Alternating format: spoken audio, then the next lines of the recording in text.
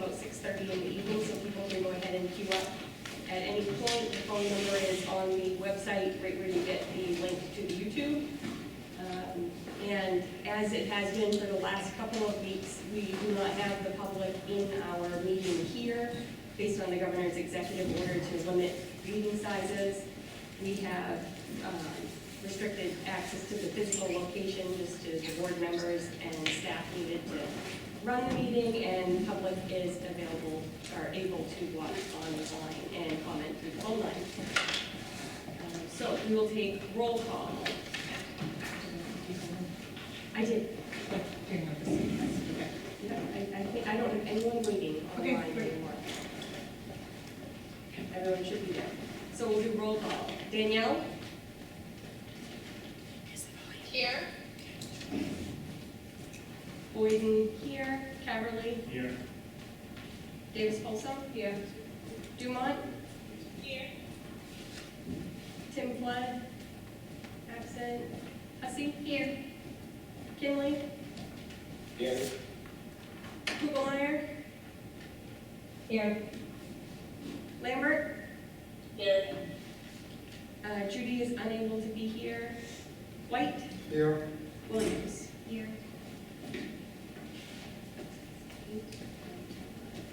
All right, we'll have the Pledge of Allegiance.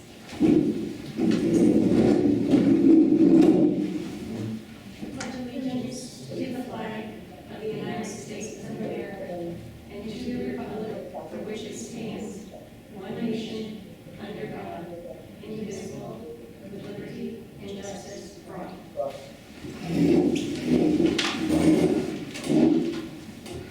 Okay, at this time, I would entertain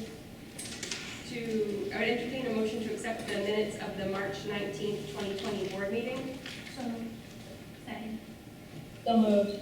Moved by Heather and seconded by Sarah. Booten? Yes. Boyden, yes. Caverly? Yes.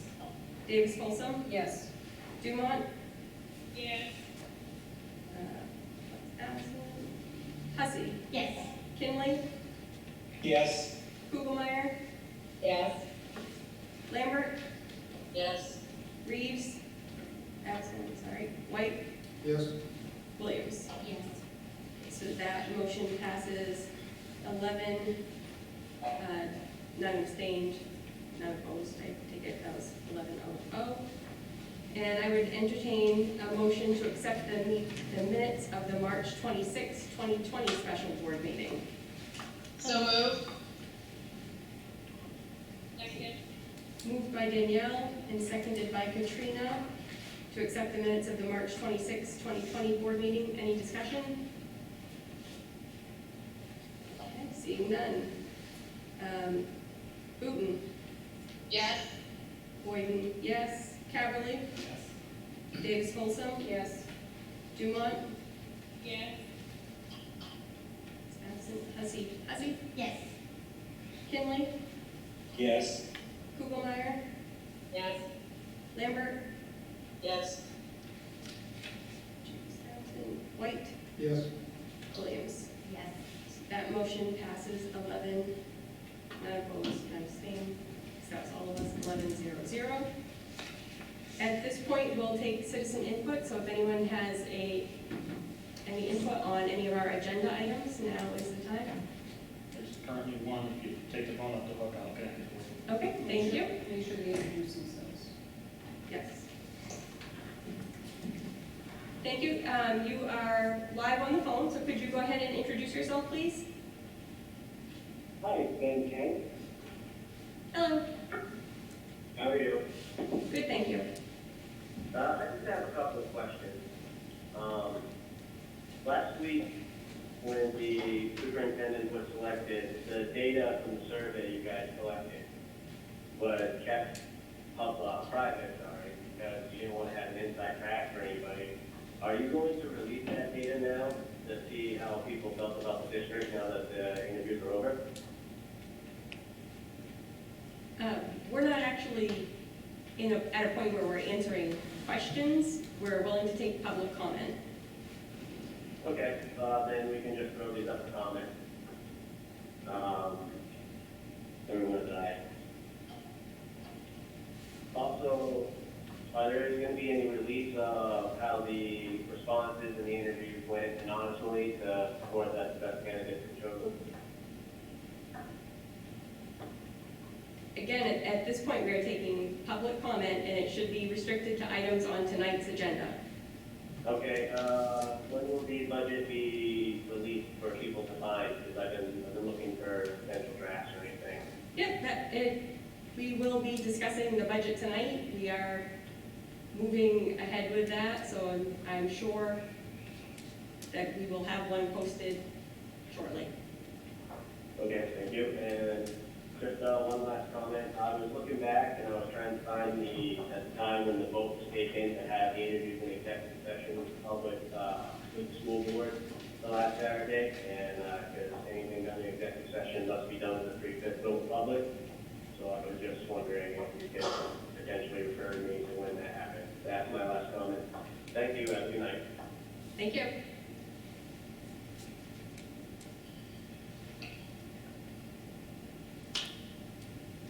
There is no one else. Okay, at this point, we have no one else in the queue.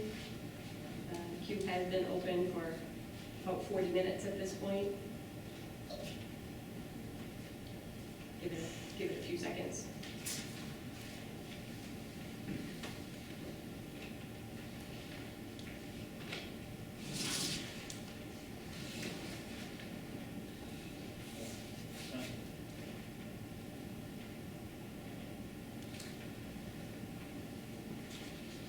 Okay, seeing no other comment, we're going to go ahead and move on.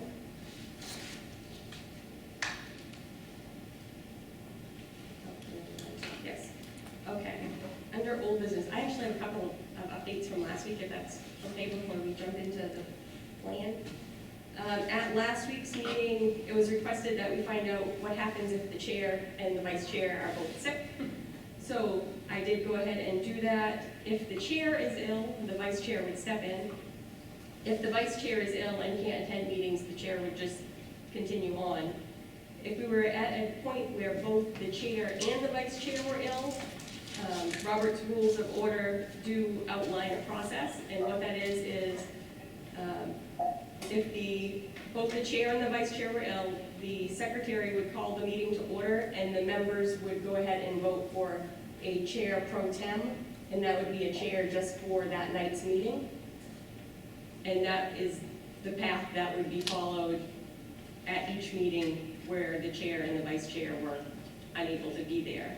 I can say for myself, if I all of a sudden was sick and was not going to be able to attend meetings for potentially an extended period of time, I would relinquish my chair position and you guys could elect a new chair or however you wanted to handle that. But I would have no qualms about if I was out for an extended time that you needed a new person to run the meetings.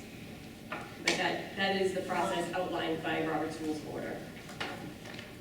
Great. Thank you, Jenny. Just as a point of order too, I don't know if we want to add this to new business when we get into that portion, but we also need to discuss, there are specific guidelines, that have been laid out if, you have come in contact, you become ill and you've been in public with other people. And so I think the board needs to figure that out. People are still going to be coming there publicly, how that process potentially could work. Okay. And then the other update that I wanted to provide was at the last meeting, the board voted to have me contact the Department of Education regarding the bus lights on the delivery of meals. So I did that. I went ahead and sent a letter to Pat Inkley at the Department of Education outlining why we were contacting them and that we respectfully requested the department pursue administrative actions which would enable buses to operate their flashing lights for the delivery of meals during the current emergency declaration. I did hear back right away, within a day, and outlined that there were other schools as well that had asked about this, and that they have also been in contact with the Department of Public Safety, who oversees that statute under 29A, and they forwarded along a copy of an email from Lieutenant Bruce Scott from the Traffic Safety Unit within the Maine State Police, who said, at this time, the statute remains in force, and as a result, would recommend that if you thought you needed to use your flashing lights, to seek legal advice, because they feel the statute is currently in force and are not changing it at this point. But that he would let this group know, which is a number of superintendents and Department of Education people, if that does change. So I just wanted to let everybody know that I did take action on those 2 items from last week. And now, Thank you. from the other old business, an update on the plan for extended school closure. Thank you. So what I highlighted here in red are the updates we have so far, and I've also included in the packet individual school plans as discussed by. Please speak up. Sure. I've highlighted in red additional information that I wanted to add to each of the categories I've outlined. So I'll just begin with the school nutrition program. That the district sent out another survey for meal delivery, and we are using our van fleet as opposed to our bus fleet to deliver meals, and we made that change on the weekend that we were notified of our inability to use flashing lights for stops on these rural roads. So we are continuing with that service. We sent out the survey inquiring which households requested the service of delivery versus households just requesting to be included in the meal count. And I think originally there was some confusion about what our first survey inquired. So right now the vans are delivering to 246 homes with 1,238 meals delivered, which includes breakfast and lunch that package up together by food services. Additionally, our sites, which include our schools, our individual schools with the exception of the Lawrence Complex, we are serving out of the back of the junior high cafeteria. In our satellite sites that we're continuing to use, we have served 1,988 out of those sites at our last count. So the numbers are continuing to climb, and we assume that the need is increasing. We're trying to fine tune and make for an efficient delivery and working through those routes so people can expect a tighter window when the food will be arriving. Also, we are asking the support service staff who are delivering the food to leave it on the site versus making contact with the people in the homes. As I mentioned last week, one of the concerns or one of our responsibilities is to also ensure the safe delivery of the food to the families. We will develop a plan for what we're going to do over April vacation. We have break coming up in a few weeks in our calendar that the board had adopted.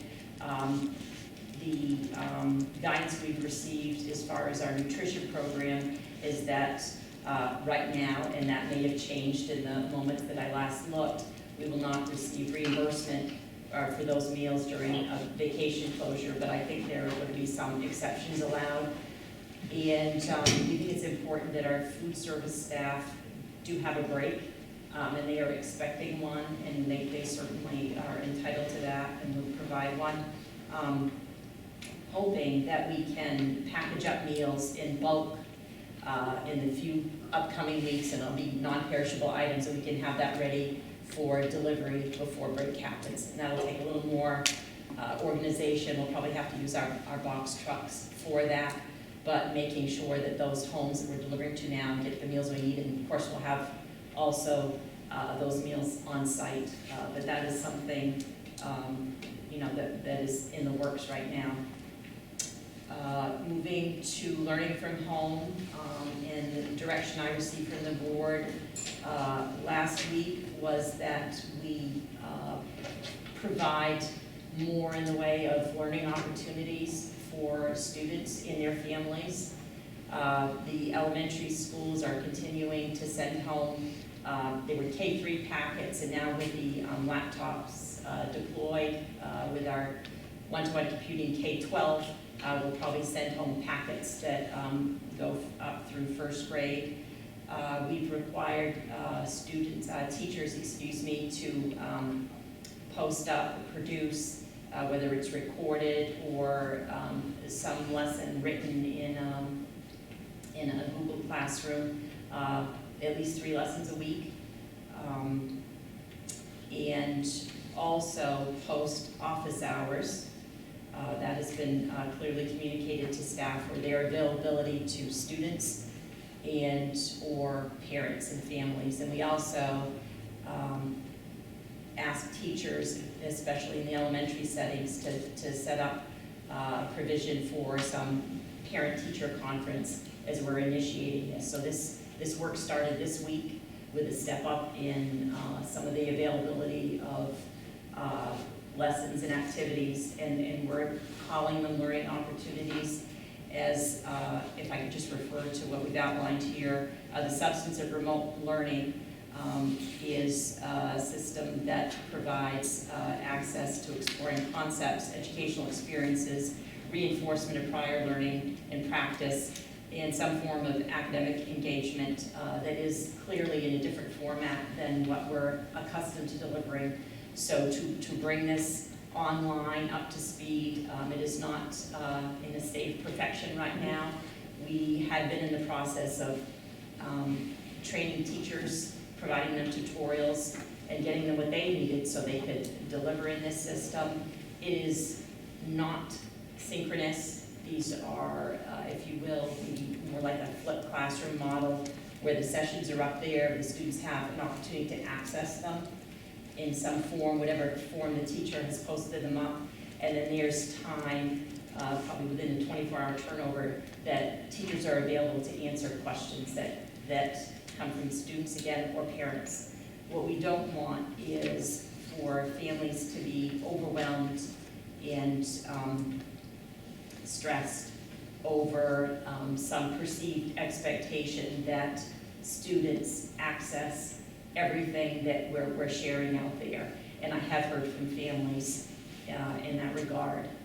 And it is by no means our intention to add further stress to a situation. And there are other considerations. There are families I've heard from who are working,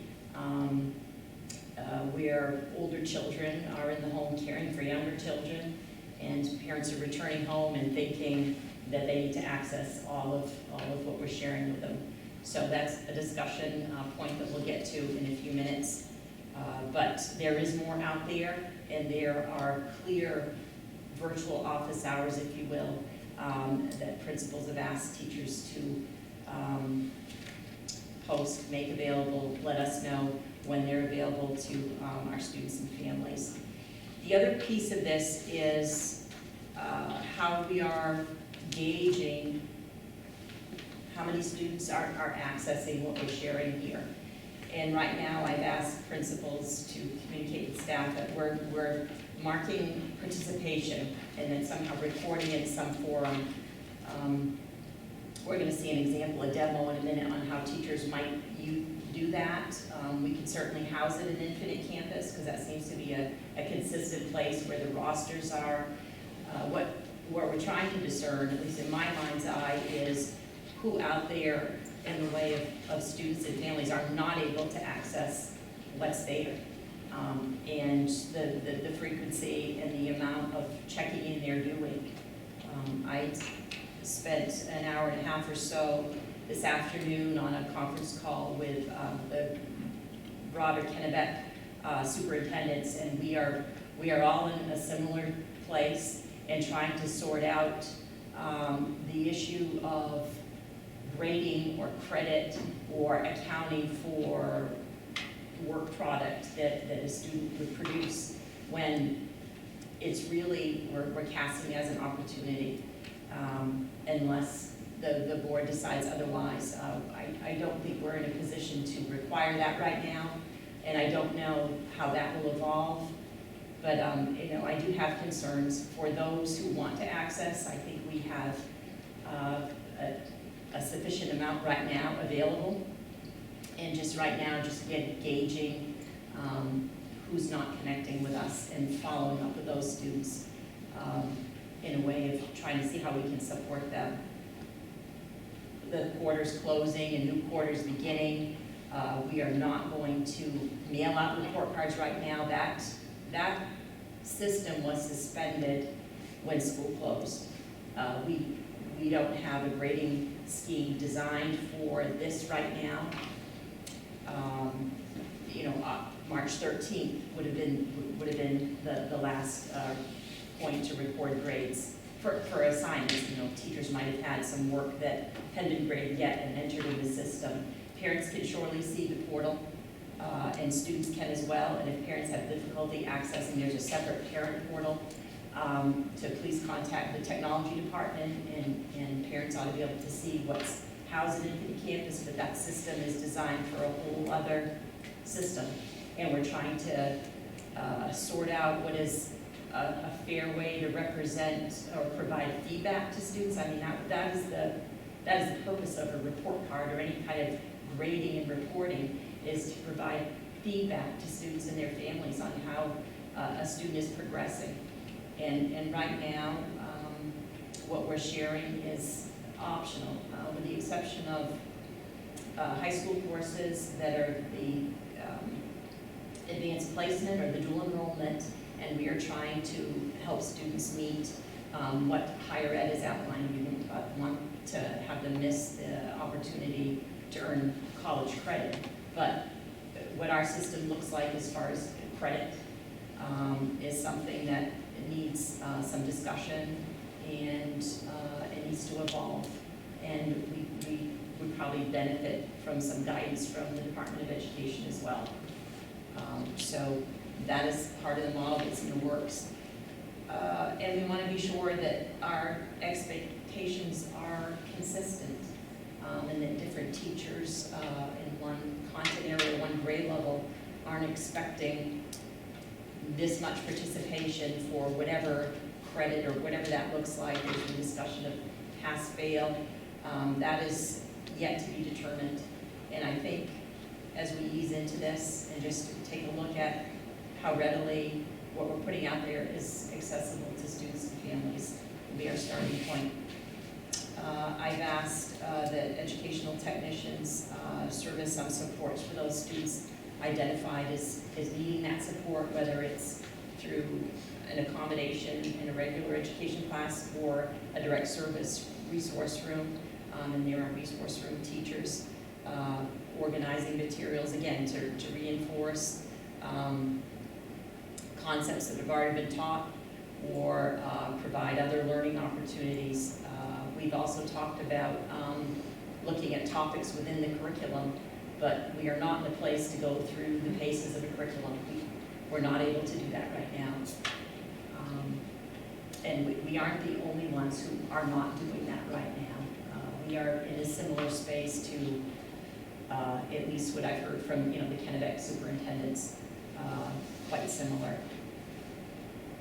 So the lessons are published, the office hours, the virtual hours are posted up. There's ongoing communication between administration and teachers and families and administration and families. And we're hearing from parents what their needs are. But at least I am hearing more of stressors, particularly with the younger children, elementary age children. And what we'll work through and identify, the intention would be what is an independent level of practice work versus work that is delivered at an instructional level. And that's, sorting out where that line is, and not overwhelming people, and keeping students engaged with school and their families. The other part of concern, and it's back to who is not connecting with us, and this is a thing that is of most concern and very important to follow up on. As I said here, whatever record of participation in my mind's eye is not a punitive measure. It is our measure of finding out who's out there that needs more help, and what we can do to help. And there will be students who choose not to participate. There will be students who, again, who are unable to because they are caring for younger siblings, and that is a reality. There are students who are working now. So there's a whole array of circumstances in homes right now that we need to be considerate of. And we're doing our job with providing programming, and how people access it is up to them. Teachers and principals, I think, have done a great job in these first few weeks. This is work 3, and it's an environment that we're adjusting to, in a mindset that I think is just going to evolve. People are fine thinkers, and as I said in here, identifying hitches in the plan. We're going to make mistakes. We're going to find that we thought A and we should have done B, but that's the evolution of this. And I think we have a staff that are creative and good problem solvers, and will get this to where it needs to be for as long as the state wants us to sustain this. And that is yet to be determined.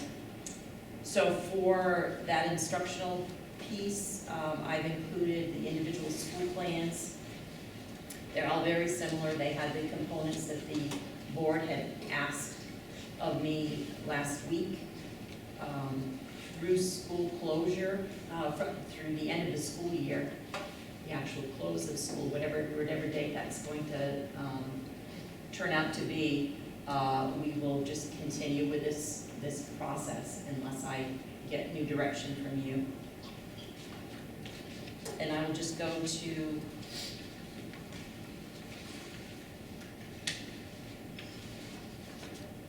the other piece, and I guess it's the grading that we need to weigh in on together. I know particularly in the high school, they have a proposal for a pass-fail system, and combining Q3 and Q4 and having those that semester be pass-fail. But again, that's cobbling it together, attaching it to a 0 to 100 point scale system where assignments had values to them, and individual teachers built their own grading systems. So something for us to think about. We don't need to determine that right now. As far as, I have no updates for the disinfecting and sanitization of the buildings, except that the areas that are most trafficked are the kitchens and cafeterias where our food service workers are. And under need to develop, if I could just go through those updates, essential staff and safety consideration, we did have a clearer definition from the commissioner that just came out this afternoon regarding essential staff, and school employees are essential staff identified. I've given you a copy of that priority notice that came out after I sent the mailing. But we certainly appreciate the energy and dedication of our food service staff. And I want to be careful that we continue to safeguard them and not put them in a situation where they're spreading illness or being exposed to it, and that we continually are mindful of that. Laptop deployment began today for the elementary schools. There was a survey that principals put out individually from their schools, and they received responses from families. That number of devices were sanitized, and the chargers packaged up, and the devices labeled with names and addresses. I contacted Chief Gould from the Fairfield Police Department yesterday, and we went over to Benton. He arrived, met me there with Captain Salmon, and they loaded boxes and boxes of laptops destined for Fairfield residents' homes. And I think there was a clip on the news this evening about that, so it was very well received. Also, the Clinton Police Department and the Kennebec Sheriff's Office, and particularly our SRO, Deputy Day, worked through Clinton and Albion today and delivered those devices to the families who requested them, and there may be more requesting them as time goes by, and we'll send out another wave as that is needed.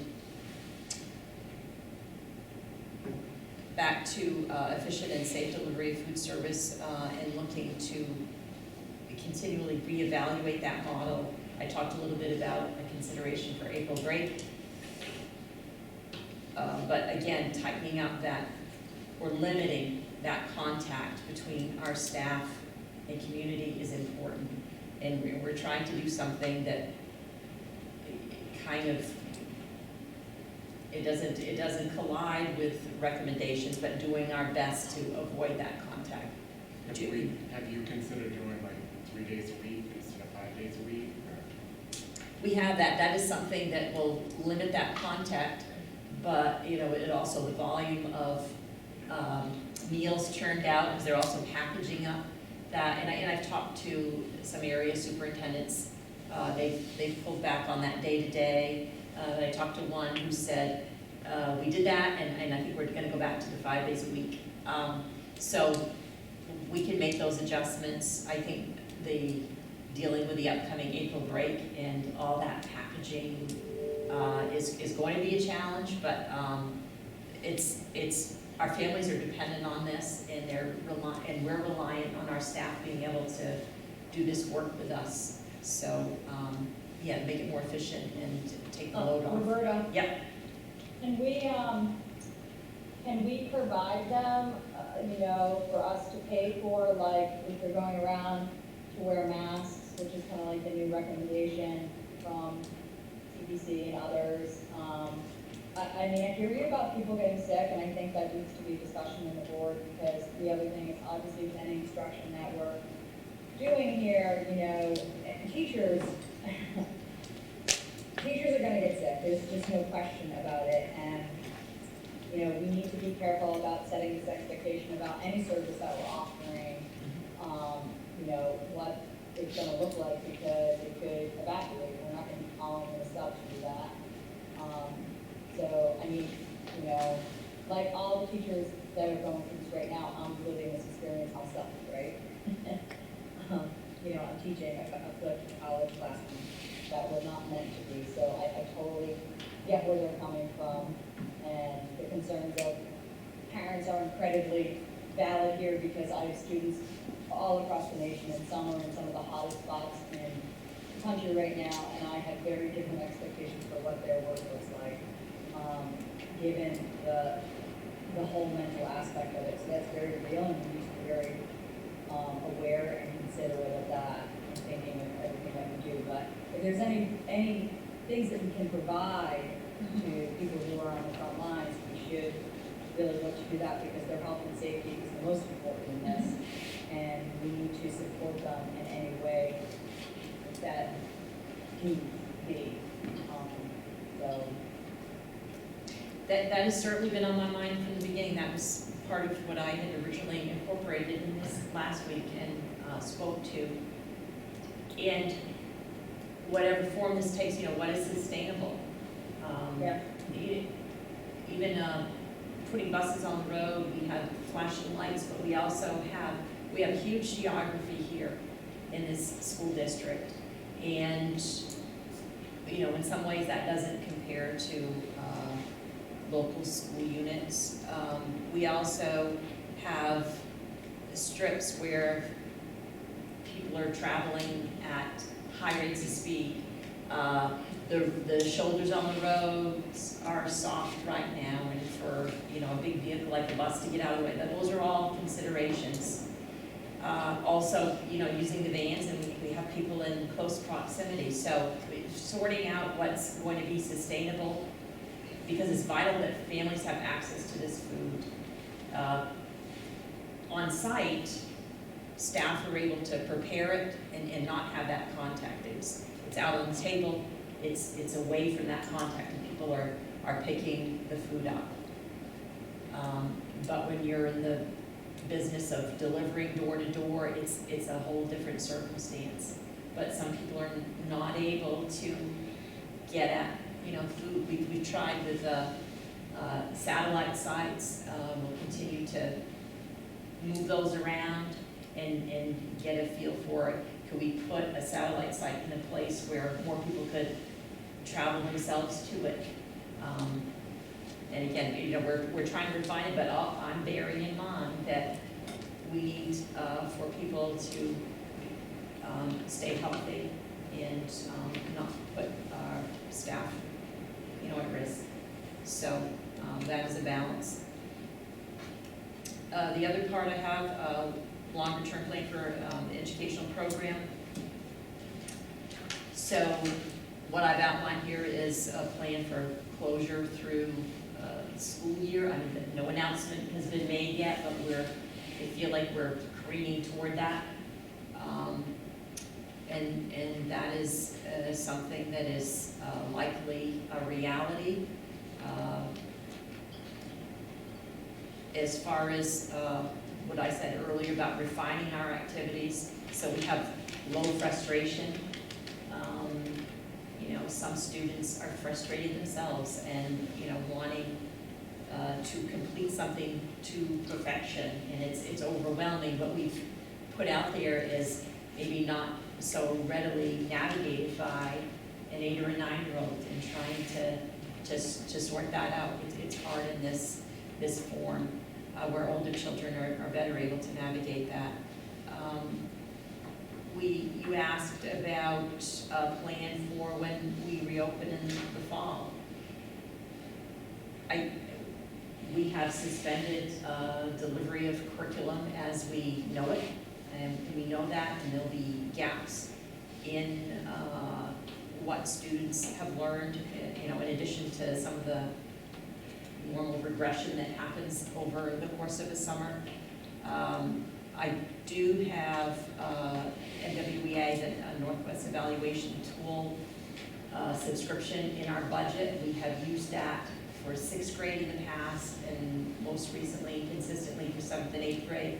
But that would give us some baseline for reading, math, and some other ELA skill sets. And the benefit of that is that there are 3 testing points over the course of the year that would give us, just in those 2 content areas, where we might offer some interventions or know where to reset a group as a whole. But that is just one thought we have right now. One of the points that came up in the discussion of the area superintendents of whenever closure happens, and I mean for instruction to stop for this school year, whenever that is. You know, it's usually the 2nd week of June, or, you know, the 3rd week sometime with the snow days we have. But there is discussion among them, and again, we'll get DOE guidance for some opportunity for professional development to get us ready for what the fall is going to bring, and prepare us for what students are going to need, and get us, you know, back on track, which will not miraculously happen or readily happen, but that we have some sort of plan for that. Don't have that yet. Student support services, as I mentioned, utilizing educational technicians as supports with check-ins, and this is directed by supervising teachers and case managers, as it is in the when the students are physically present in school. I talked about identifying meeting family needs, and that is ongoing, and I explained to you what I've heard about, particularly from elementary school students, just the volume of those learning opportunities, and for the communities to understand, family members to understand that we don't have the expectation that the child access everything that we put out there in a timeframe of a couple days turnover or a week even.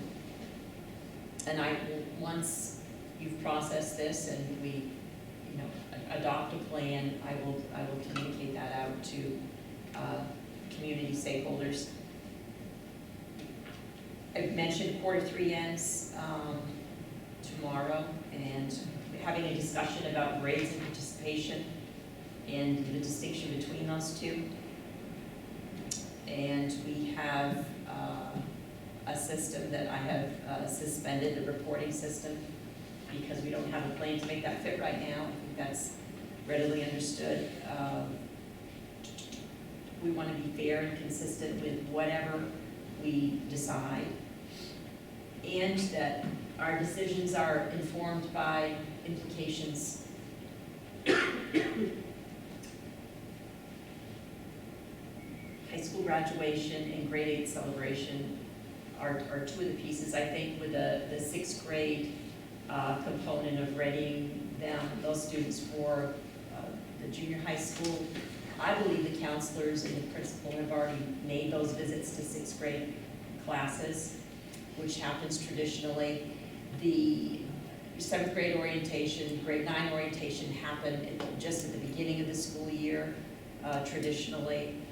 And I'm not certain, I think Neil mentioned about there's a step up, I guess, if you will, for the pre-K students, or the K students to go to the Benton School, excuse me. Sorting out when that can safely happen, I don't know, maybe it happens, just at the opening versus what's happening now. Also, kindergarten screening and how our plan for doing that in, a way that, that is a situation where students are screened individually in a space. And I don't think that that's so readily done virtually, but that's something to think about. Roberta? Yeah. In your plan, obviously, curriculum is really important for, thinking about what will happen in the fall, but we also need to think about how we're going to manage the health and safety issues. Because to me, that seems like the bigger hurdle, like right now, which is until there is a vaccine or enough, herd immunity, right? Kids, anybody in close quarters that has not either contracted the disease and then has proper antibodies, right, et cetera, that we need to deal with how that's gonna work. And obviously the simplest thing is just to have kids regularly wash their hands. So, thinking about the type of logistics that potentially we could need in order to not sicken everybody in the school. So the challenge is of thinking about your kids get off the bus and there's a hand washing station and all kids wash their hands and they go into school. Like these things, I know that there's like probably some eye rolling there, but the point is like everything that we said 2 weeks ago, people were like, that will never happen. It's already happened, okay? So like, I want us to just like honestly look it in the mirror and be like, yeah, that's probably a reality that we need to deal with. Like no, shiny knight is gonna ride in here with vaccines in the next 30 days to make this right. So we're gonna be in that position and we need to really be thinking about that. Because otherwise, the curricular piece is that we'll be doing this. It will be remote learning until that can happen. And I know that because we're already having this discussion, no different than what's happening at the college level, right? You're like, you got to plan, you need to have 2 different plans kind of going. The one that you assume they're going to come back, and you got to manage health and safety, and the other one we assume remote learning will continue in the way that it is, right? So I think we need to be realistic about that, and make sure that we're addressing both of those aspects. I agree. And so what this is there's more information about the substance of actually what we we had been doing and started to do in the first 2 weeks of closure. This is where we're at week 3, and I see this continuing. I don't see us adding more learning opportunities out there right now. I think we need to give this a little bit of time and gauge, is this a good pace for students? And I request that we allow to just make a record of participation for right now. And Yeah, and I hope you understood what I was saying. I wasn't talking about the curriculum now, I was talking about in the fall. You know, Yes. That if we're, right, like, so I just want to be clear, I think the discussion that you're asking for right now about participation and what that looks like is a really important discussion. I've been grappling, we've all been grappling with that in higher education too, so I'd be interested to hear a little bit more about how you are imagining that we can, in asking for participation, without doing a survey of our stakeholders, i.e. parents, to figure out what their situations are at home, how feasible it is for X number of kids to participate. I personally would have a hard time even wanting to assign a participation metric, rubric at this point without that data, because we just don't have enough to know if that is reasonable. And we're then talking about a quarter of students who can access these services, and we're just repeating inequality, and we shouldn't do that. And again, participation is not to be punitive. The participation is instructive to us, so at least in my mind's eye, so we can answer the question that you just asked. Who is accessing, who isn't, more who isn't, and why aren't they, and how can we help them? That would be the purpose of that right now. And it's just collecting information. And where that's housed, I say Infinite Campus because, again, readily, the rosters are there. The teacher can create an assignment, associate an activity that they put out there, and just, it's a yes or a no. And then we get into the degree to which students participated. And again, we haven't talked about that with teachers yet, and what does that look like? That it needs to be consistent. So I say we start with yes or no, and sort out who's not connecting with us, because that's the most vital part of it right now. And how are we going to, we can do our part, we're employed to deliver this service. As far as compelling families and students to access what we have out there, that's a whole other piece, it's there for them to access. I think we've done a really good job of responding to what we heard last week, and that was in the works, so it's there now, in black and white or red here. But the other piece that I wanted to add is this component of Mid-Maine Technical Center, and I received an email this morning from Peter Howland, the director, on what they're doing as far as moving to a virtual distance remote format, and he had sent attachments of individual program teacher plans that has not been approved yet, but he said their focus for the first 2 weeks was establishing and maintaining contact with students, which is similar to what we were doing since the closure has been extended. We have shifted our focus from enrichment activities to more purposeful learning targets, and there is that discussion in our schools. Already, instructors have identified material from dual enrollment agreements and our industry certification process so that students will have the opportunity to earn those credentials. So that's what's in place. So he says he has a draft, and once he receives formal approval from the MMTC Governance Board, which sits on, we'll be able to share those components as well. So that's how that population of our students are being served through the Mid-Maine Technical Center. So do you have questions about the instructional substance or any of this that I've included here? It's evolving, Yes? I know it's an iterative process, because it's new territory, but are we allowing or offering flexibility to our teachers who also are home with their children right now and trying to navigate remote learning? Because I know I'm working from home right now with 3 kids under age 7. I've never been more thankful for the mute button on a conference call. So I'm looking at week 5 and I see that they're supposed to do face-to-face learning with hopefully 70% to 100% of their students, and also 1 to 2 meetings a week, and I know that's difficult. Are we offering flexibility so that they can still reach out to their students but help their children as well, or? Sure, and there's, the workday has so many hours in it, and there are other things going on. And again, what I heard last week is that we wanted to ask teachers to identify, they've done that, they've set when those times are. We just talked about the frequency of it. And as far as the lessons go, and again, that they're not synchronous, like at 9 o'clock, we're gonna offer chemistry class or whatever, so there's that flexibility of whenever teachers decide they're gonna pull something out there, and then at least there's, within 24 hours, there's a check-in, so if a parent or a student has a question about something that they just experienced, that they're able to have the teacher answer that.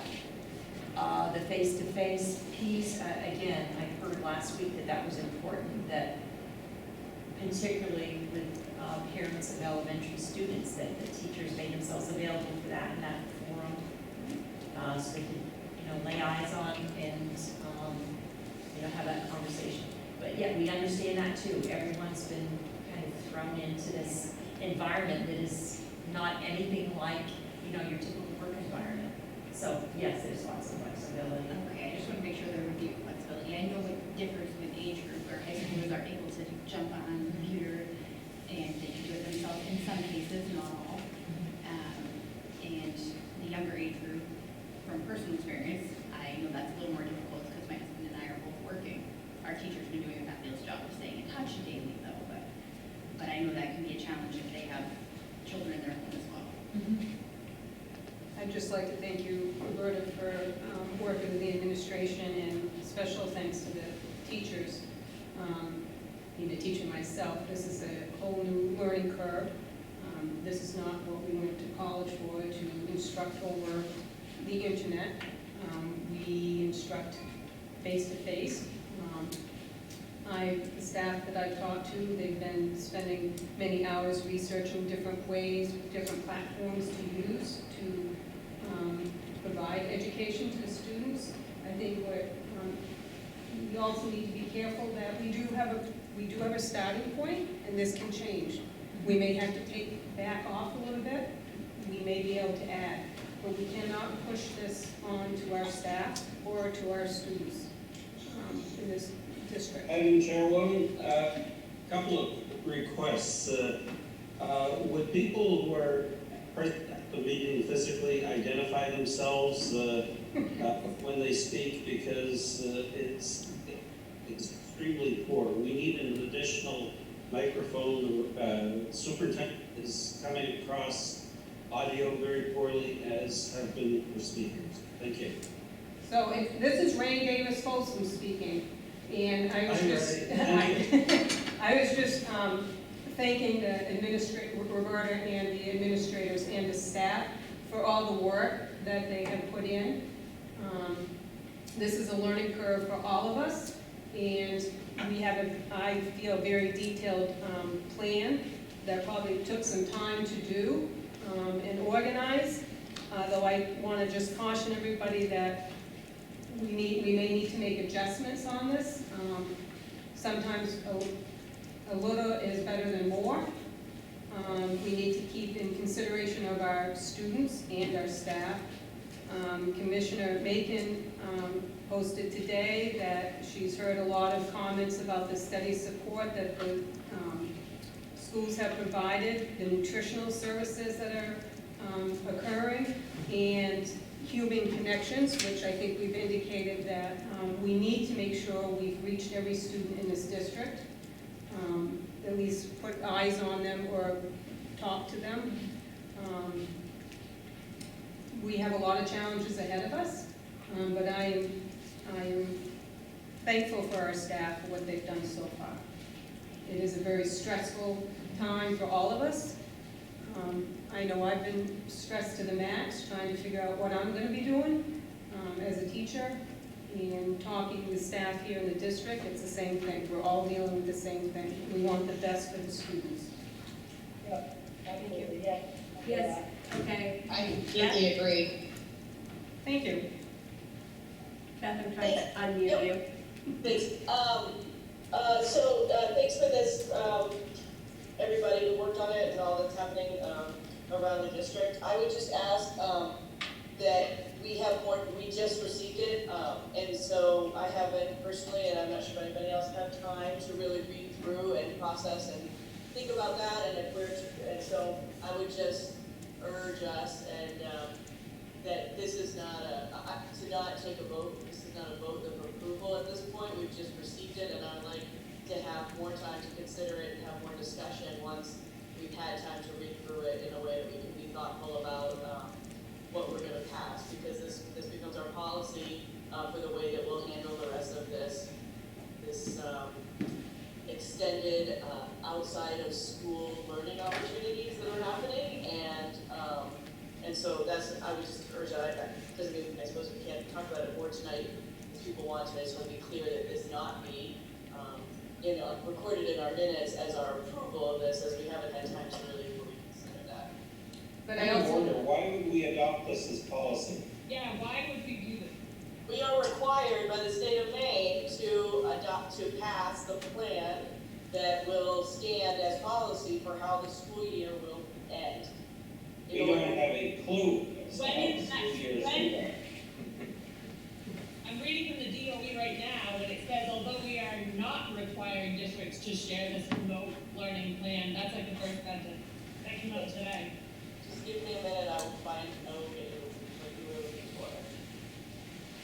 but I think, this is Ray again, I think we need to be very careful because things are going to change.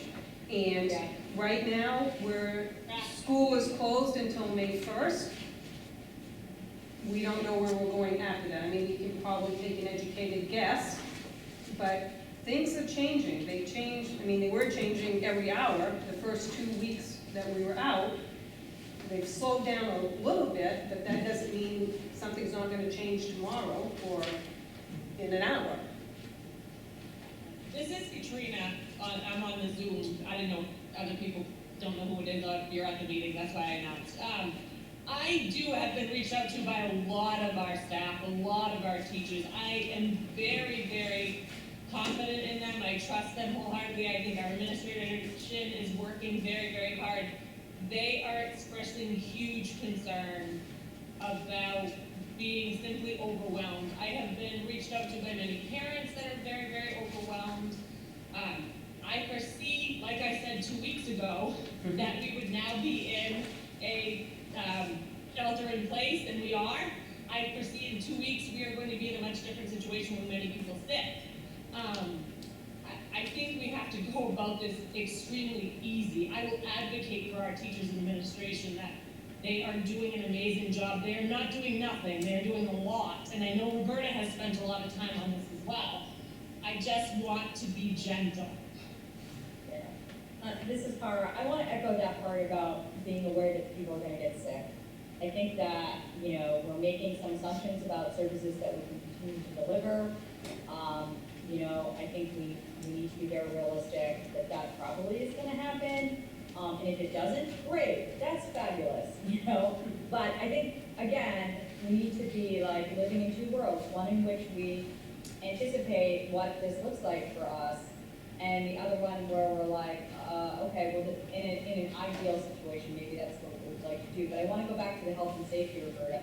For people that are traveling in vans together, we need to give them masks now. We don't need to wait. That needs to happen immediately.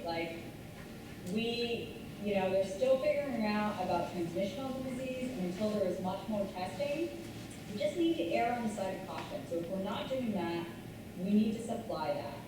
The health and safety needs to be first, until we have a much better idea about, transmission and, testing, because we all know that there aren't enough tests for people, and typically, that's the way that we would discover this, is we would isolate people that you know was sick, and we would isolate those that came into contact with, but we obviously don't know everybody that's sick yet, or transmitting. So we need to do that, and we need to prepare that, yes, people will be sick, and that they can't, teach, and that should be totally fine.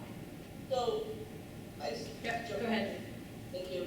So I guess I apologize if I'm coming across as a slave driver who wants to make everybody miserable. It's not at my intent at all. I want to make sure that we as a school board are doing what we are obligated to do.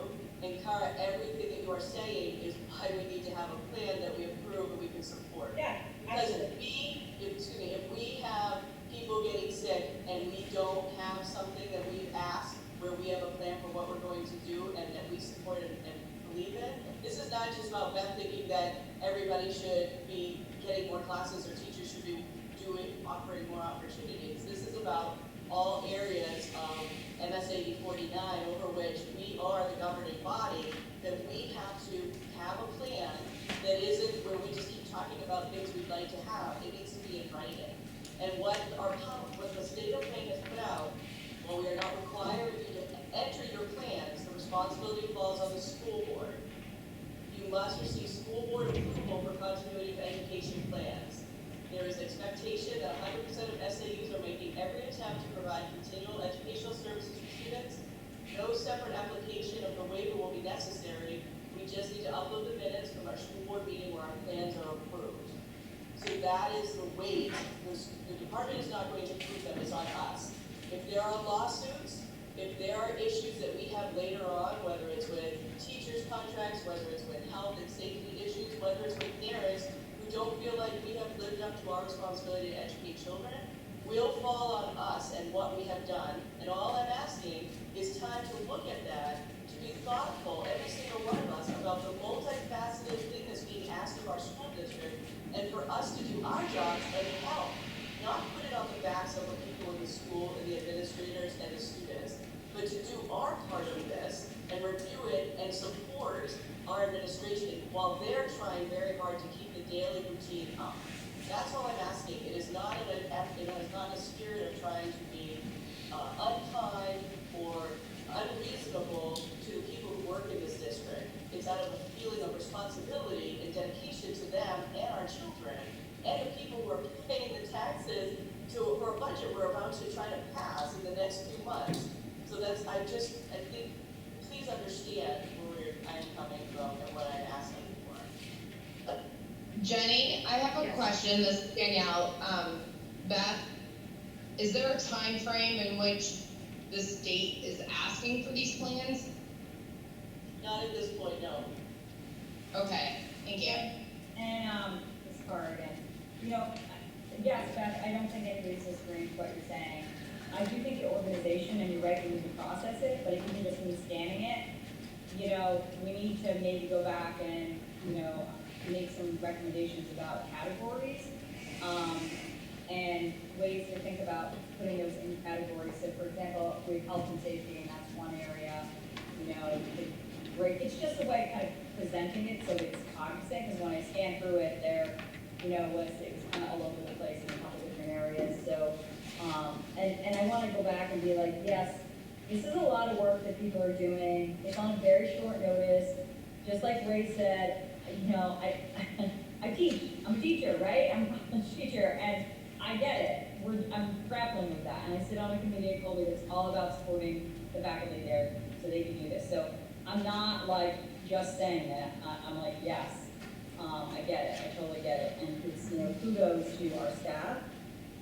I just want to make sure, because if we're not voting on anything tonight, I just want to bring it back to Roberta, just to be like, we need to be looking at what people are recommending and just, err on the side of caution for health and safety. Well, I have seen some other sample plans from superintendents, and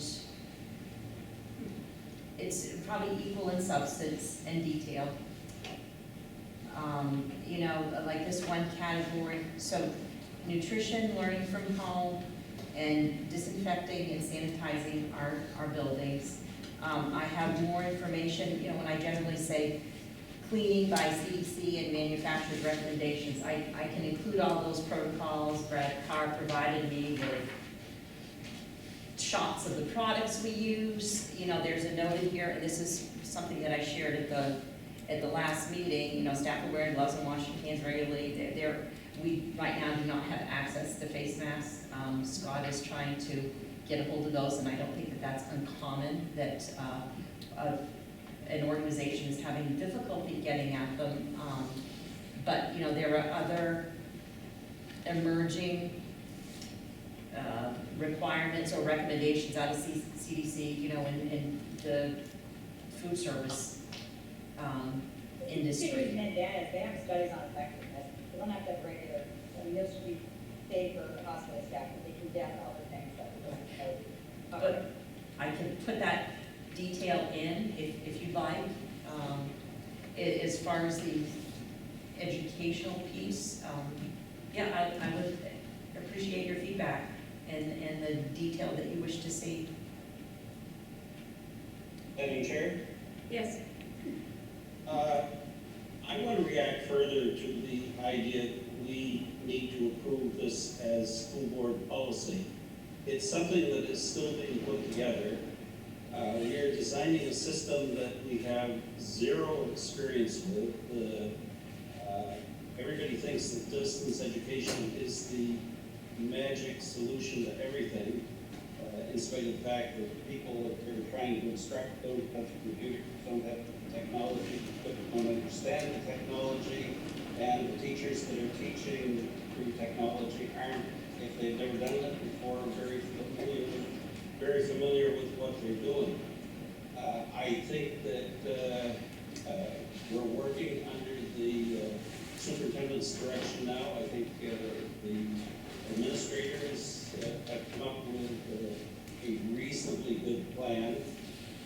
I think ultimately it's probably destined to fail in that, for the reasons that Carol pointed out, that we're going to have a number of people personally that are infected by the virus.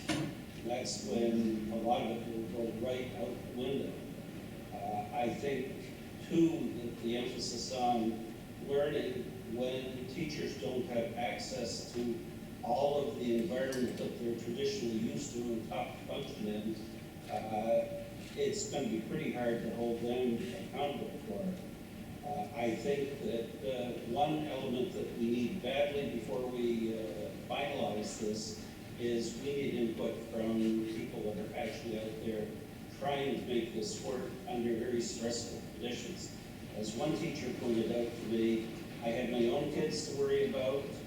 I have to look after them. I have to try and see that they get educated under the system, while at the same time I have a classroom with teachers that are a classroom of students that I'm trying to reach out to in service, who right now I think are very anxiety-ridden and very fearful, as are their families. And I think at this point, the primary interest has to be in nurturing and seeing that people come through the virus pandemic okay. Learning will take care of itself ultimately, but as long as we make that focal point right now, we are just going to, they keep using the metaphor or the analogy of an airplane being flown while it's being built. I think planes ultimately going to crash, so I think we need to take steps forward very, very carefully. So I think my thought is that it's fine for us to go back and review the plan, because it is quite lengthy, and come back to talk about it at our next meeting as well. I do also think that one of the important things is no matter what we vote on, is that we have to acknowledge that it will change. I mean, we could vote on it today, but we have to understand that if the situation changes tomorrow, we have to be able to adapt to that. So I would propose that we all take the opportunity over the next couple of weeks to go through the plan, provide feedback if we have something provide that feedback, you know, in a timely way so that it can be incorporated or acted upon, and we'll have more information, more discussion at our next meeting. I agree. So we will move on to new business. Oh, sorry. Could I add, we had one of our administrators prepare a little demo, it's only 6 minutes. Okay. Laura Reynolds, assistant principal at the junior high, prepared a little demo for the board to see what is. And here. Yeah, we have a demo that we're putting on the screen.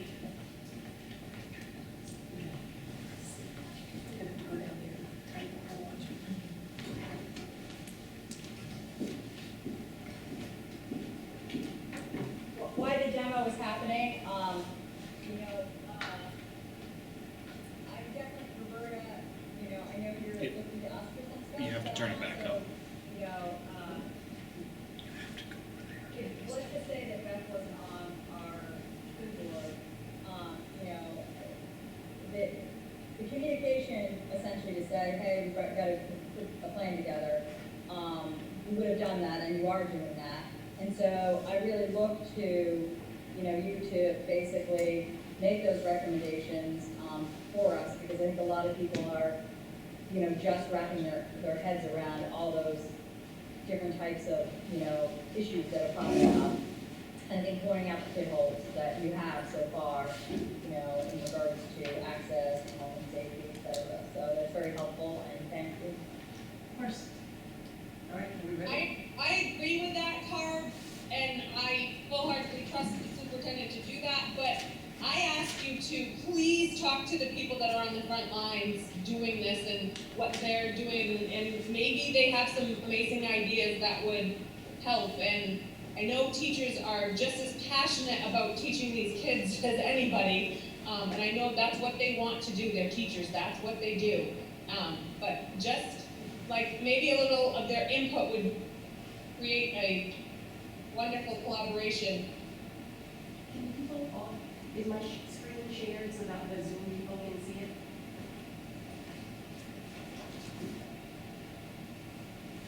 Thank you, Lord. Absolutely.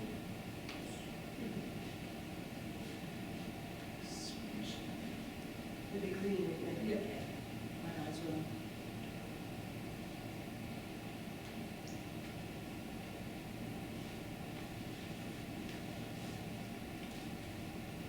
It's actually not finding the one that we want to use.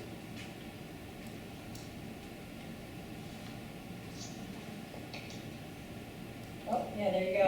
Got it. There's Okay, I'm gonna say play.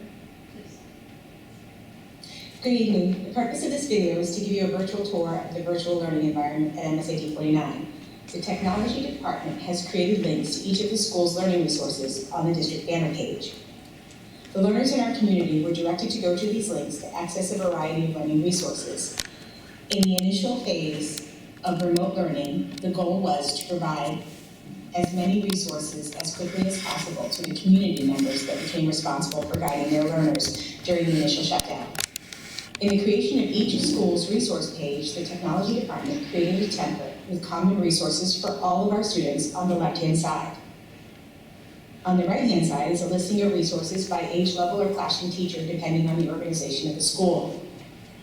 Teachers quickly worked to gather as many online virtual resources that they could find for their students and parents to assist them in this process.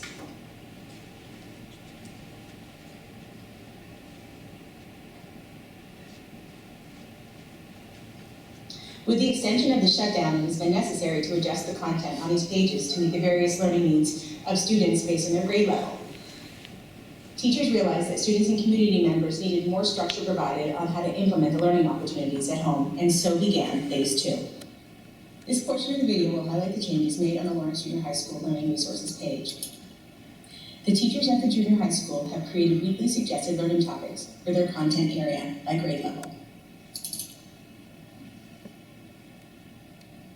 For the record, The none of weekly this is suggested learning topics Yes, are organized you by have week, here. by the day of the week, and content area with live links to the materials necessary for students to participate.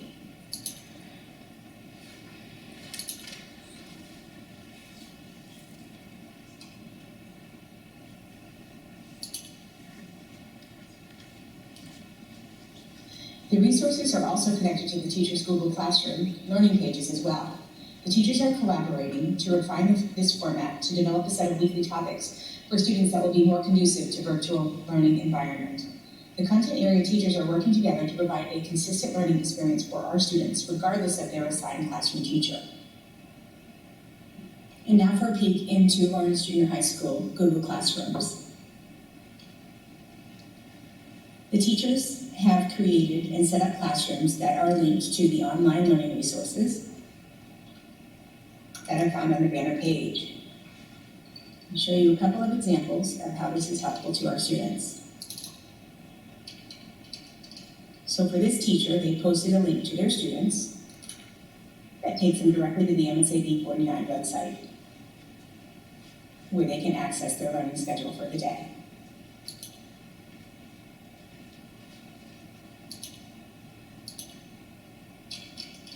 This teacher and all teachers have set up their office hours virtually so that students may come online and chat in real time with the teachers through an open Google document.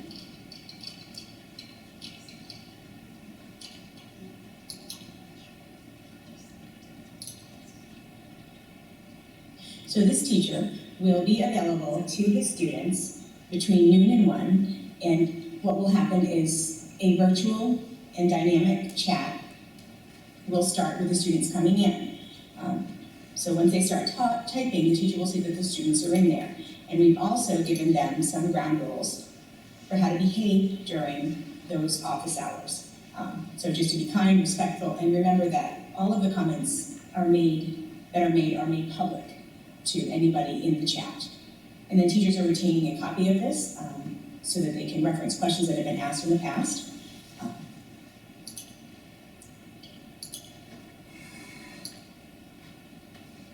This is a student view of a Google Classroom. Students will log their virtual attendance by clicking on classwork, going to their Google Calendar, and at the top of each day is a daily attendance link. Click the link, it'll generate a form for them to fill out.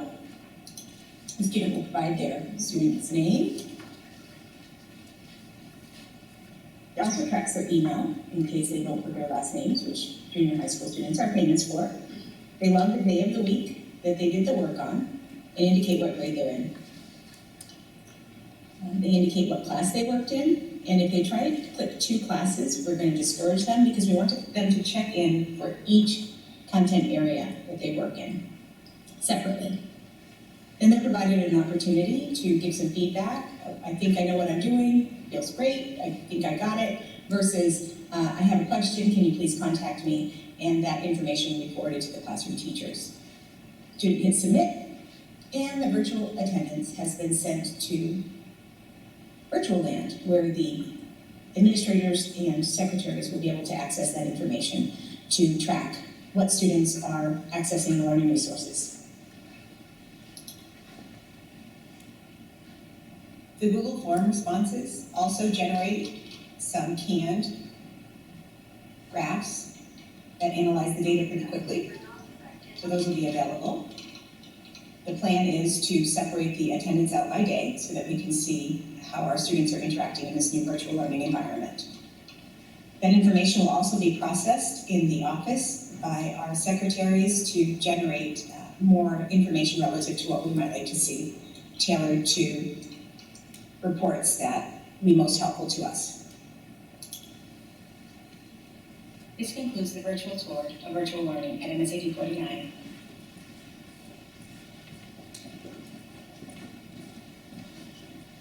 Hey, I'm not sure why the screen sharing didn't work for all of you on Zoom, but we are emailing you the link so you can watch the video on your own time. Yeah, that would be helpful. Thank you. My head is And thank you, Mrs. Reynolds, for preparing that for us. Yes, that was great.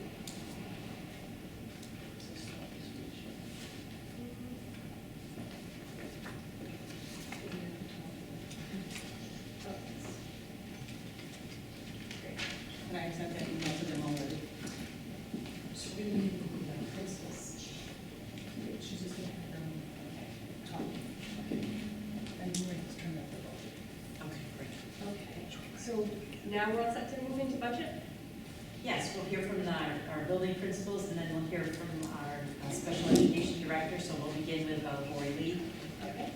Principal. Stand here, if Lori can speak up, repeat yourself. We'll start with Lori Lee, principal of Albion Elementary and Fairfield Primary School. Good evening, everyone.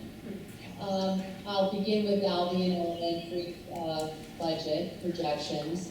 Our school council, teachers, and I work together to review school needs and current spending for Albion in our second year of developing a budget together. The committee, the teachers, and I worked very hard to keep costs down and made some changes to the best of our ability based on this year's spending experience, so that we could keep the budget request for instructional the same as the current school year. Overall, we decreased the number of lines and had some adjustments in those areas. We had some natural increases, such as science supplies at $1,600, a slight increase in physical equipment at $480, library equipment $500, nursing equipment $250, supplies for pre-K, which we hadn't really budgeted for last year. We also worked on adjustments to increase the professional development line, as teachers have requested to access master's level coursework. The line increase is roughly $2,560, a difference from the current budget.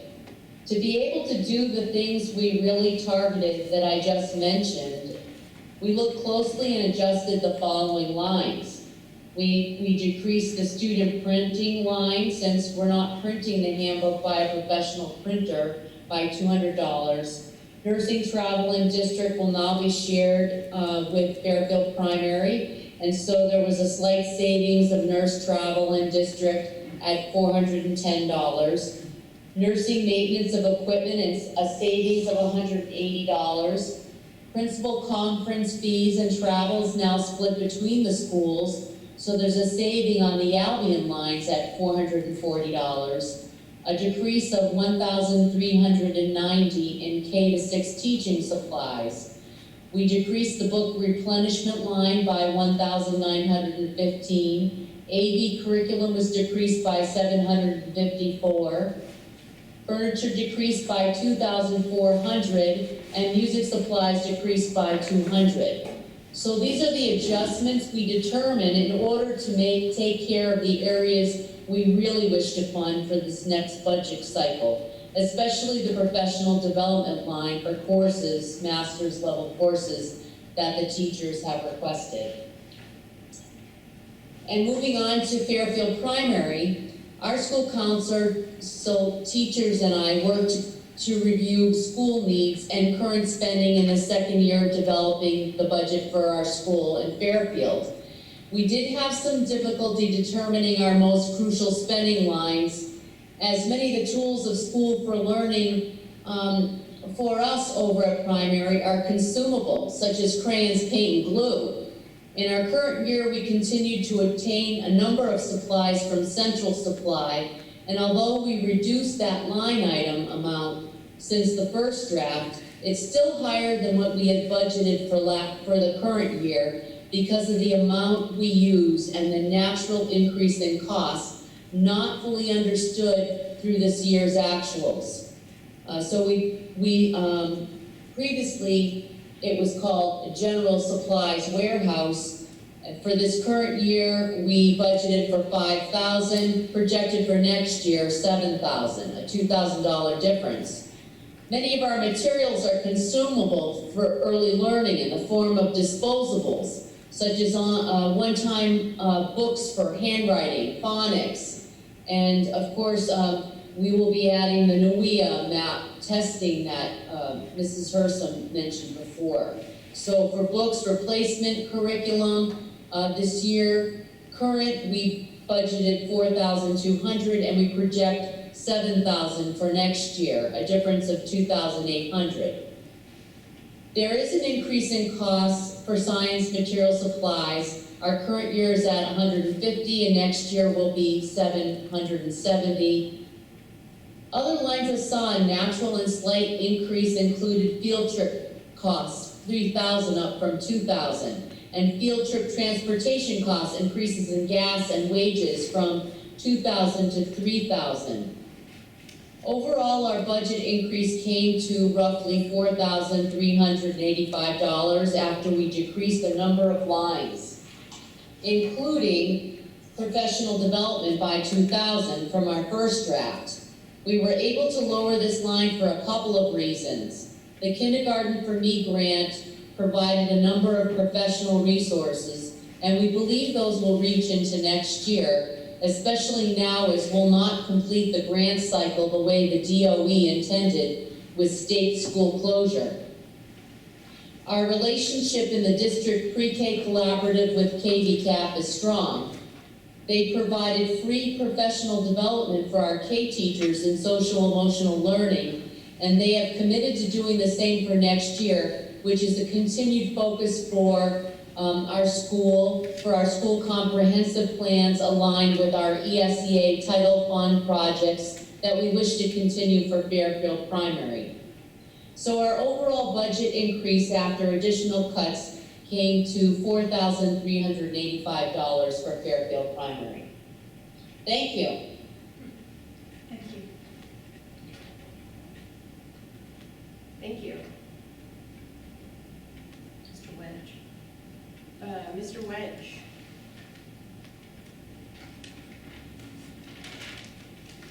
Good evening. You can all hear me? Yes.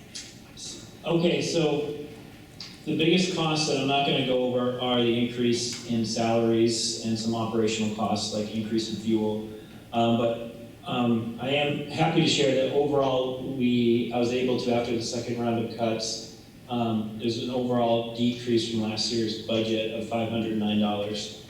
So I'll just quickly kind of go over a summary. I'll try to capture, I'm not going to go into a lot of detail. There are a lot of kind of pluses and minuses as I went through my lines based on kind of the shifting of needs.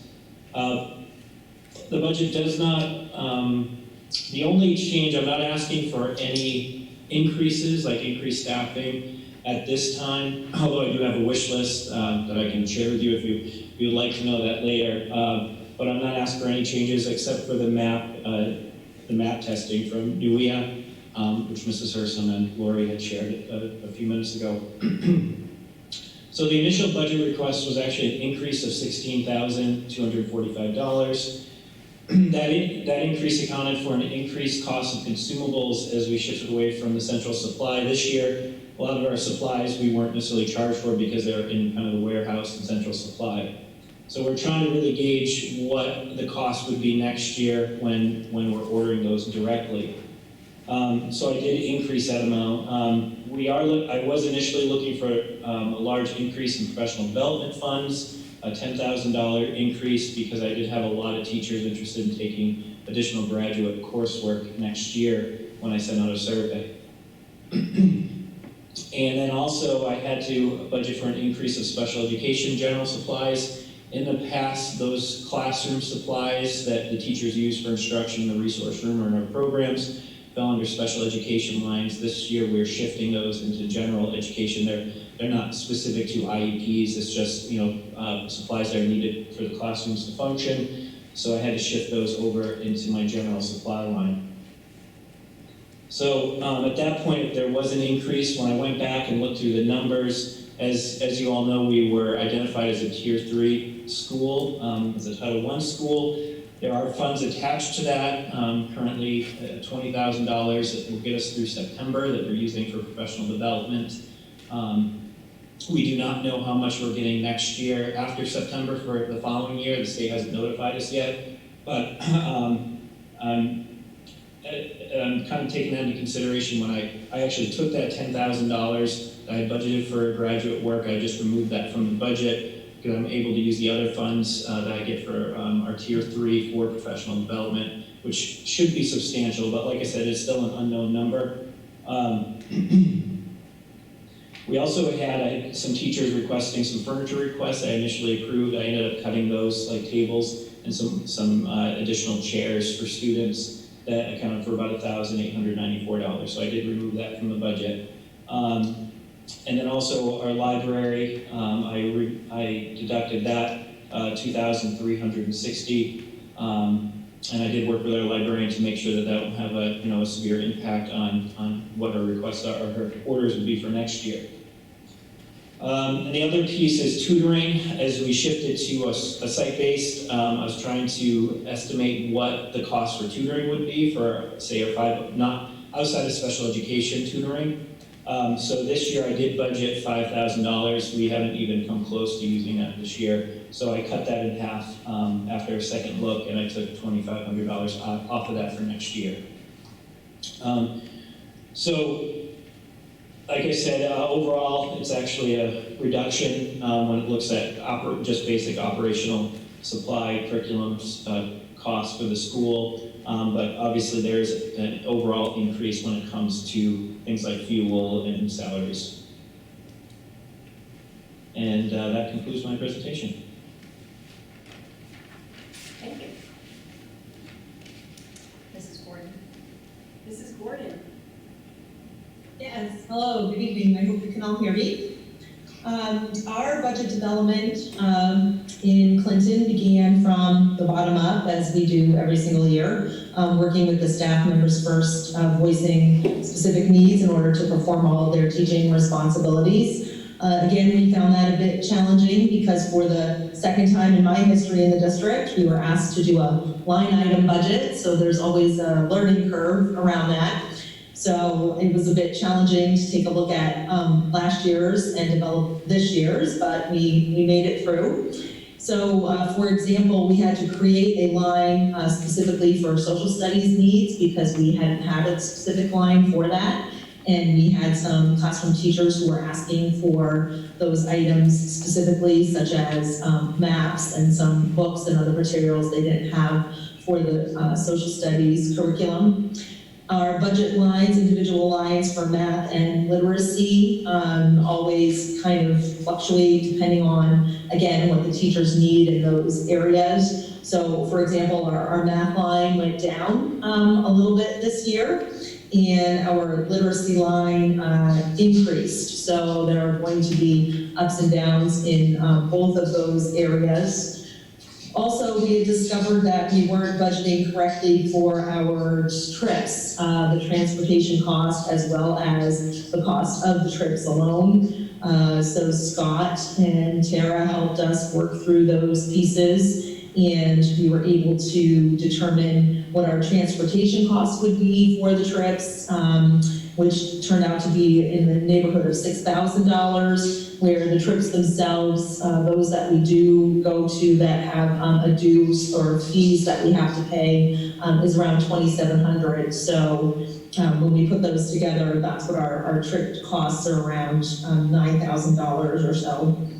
I also did ask to be included in this budget one additional art day for art classes. Currently, I have my art teacher for 3 days a week, and because we added a classroom last year, and because she was going over to Benton to serve some of the students in the adaptive art program over there for life skills, we were not able to service those students this year, so she's had to stay at Clinton. And I do know that the staff and the students over at Benton really enjoyed having her, and it just was not possible having her only 3 days a week. So we did ask that that would be increased by 1 day for next year. We did make some cuts, as both Brian and Lori have mentioned, because our budget was up in the neighborhood of 21,000 or so. So we went back and looked at, for example, I looked at the library books line, and we have budgeted for a lot over the course of the past 2 years, $8,000 or so, and we typically spend about half of that. So we did cut that in half. We cut professional development by about $5,000. I went back and asked teachers. A lot of that was coursework and anticipated workshops that they might attend. and they took a second look at that, and we decided we could cut that a little more. Our science materials, we cut down a little bit. We discovered that we had some extras floating in the district, doing a little more research, and thank you to Mr. Wedge for helping us out with that. We had some that we could take from Benton because we added our extra third grade classroom. If you remember when Lisa Hume was moved from literacy coach back into the classroom, that created a third grade for us. So we were able to get materials from there. So we were able to cut that by $3,600. And our overall book line, when we took a look at that, we cut that by $7,000. So we cut about $19,000 from our original requests. So our budget is up about $1,700 for this upcoming year. Thank you. Thank you. Thank you. Mr. Boynton. Mr. Boynton. Good evening, how's everybody doing? Very good. All right. Oh, am I off mute now? You're good. Danny's on, okay. So, kind of echoing what Mr. White said as far as the big overall picture of the site-based budget, a lot of the increases were salary benefits, fuel oil costs, those sort of things. But looking at more essentially the requests coming out of the junior high itself, as with any budget, there's increases, there's decreases, and just kind of reviewing some things that were shifted to us last year, reviewing what we spent throughout the year into this year, looking especially at professional development and conferences and mileage. Started off roughly at $8,000, brought it down to $4,000. Able to look at our general supply line for the junior high, cut that down by $1,000, and looking through just some of the equipment. There's some increases as far as the equipment, like in the junior high wood shop, that some of those pieces of equipment are getting older and need upkeep and updating, so and as far as safety goes. So there's a little bit of an increase there, but not too bad.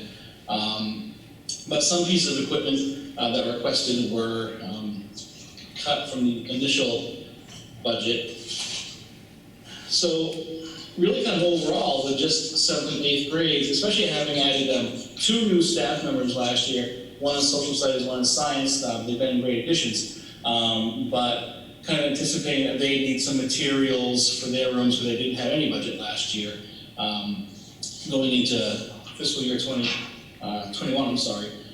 So my first round was $175,307.74. We were able to bring it down over $13,000 to $162,091.06, which is an overall increase from last year, $809.86. So I'm saying, I feel we're pretty much on target. We can, work with our programs with that amount of money. I think we're in good shape.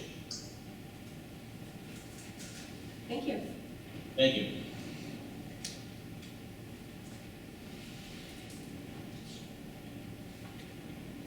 Mr. Bowers?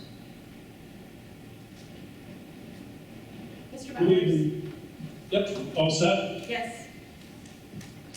Everybody hear me? Okay. Being brand new, myself and Brenda, the bookkeeper at the high school, we sat down, we had the departments build their budgets, the teachers submitted to the department heads, they went through, submitted those, we reviewed and revised them. We used our monthly summaries, and when we did our revisions, we were looking at this point, we had put forward the POs for what we would spend for the rest of the year. So we had the monies that we could see would be left over. We looked at that, we looked at historically what had been left over in various lines. So that's where we whittled away. Our initial budget request proposal came in, and this is just looking at my lines. I'm not looking at the human costs, the salaries and benefits here, but just looking at the total lines here from fiscal year 20 I'm looking at 473,494, and for what we originally proposed was a decrease of 22,000, and the big savings was from the accreditation. That was a 23,000, that was almost a $24,000 line item, and we cut that down to 7,700. So that was our biggest area of where savings came in.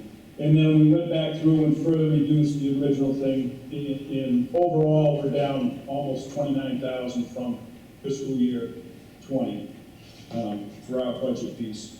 And a lot of it was, like I said, we just looked at historically what had been carried over, what had been left in the account lines. And we were able to take some monies from there. You know, if we reduced some things in athletics, we made sure we did it equitably between boys and girls, and then participation-wise. Overall, through athletics, we were down 3,000. With the other co-curricular stuff, we were down just 518. We were able to build into the robotics line what they cost to pay for their yearly fees is 5,000. So we added that into the line so that could be budgeted in each year.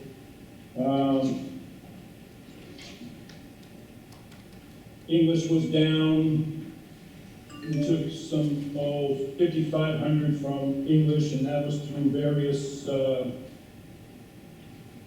some conference lines, some textbook stuff. Guidance was down 3,300.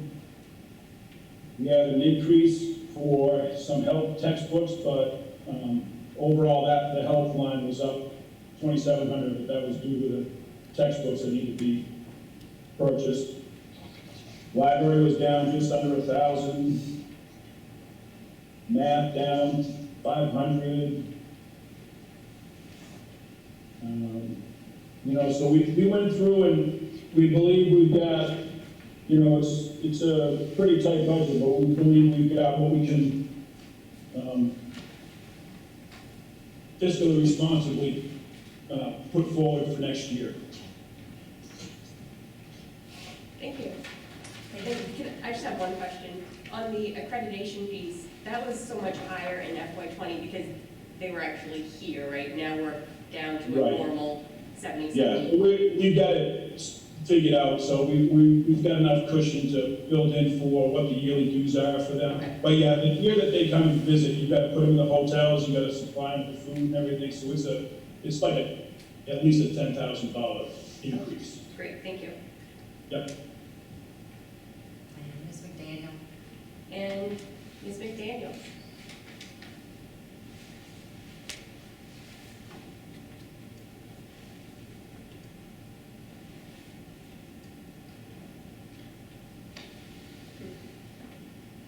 Hello? Oh, I lost my sound. You're there, Amy. Okay. I couldn't hear you for a second. So, I know I've heard some concerns. I'll just get right to the point, I guess, about the increase in the special ed budget. When I went over the out-of-district tuition line, which was, I think, the greatest concern, because that had gone up to like over 400,000.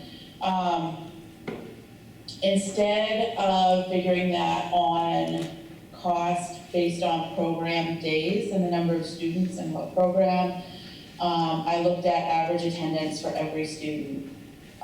Each student that attends a special purpose private school for us attends an average of 17 days a month. And so I was able to cut 94,000, a little over 94,000. It was $94,104 off of that out-of-district tuition line. That is as much as I dare to cut, because if I go any lower than that, I'm not going to have enough funding to cover the kids that we have already. Biggest reasons for increases, again, comes back to the salaries and benefits as negotiated. The main care seed costs as well. I know I discussed this with the finance committee. We were not being billed seed for our kids that receive Section 65 and 28 services through an agency. So each hour of a BHP's time is billable.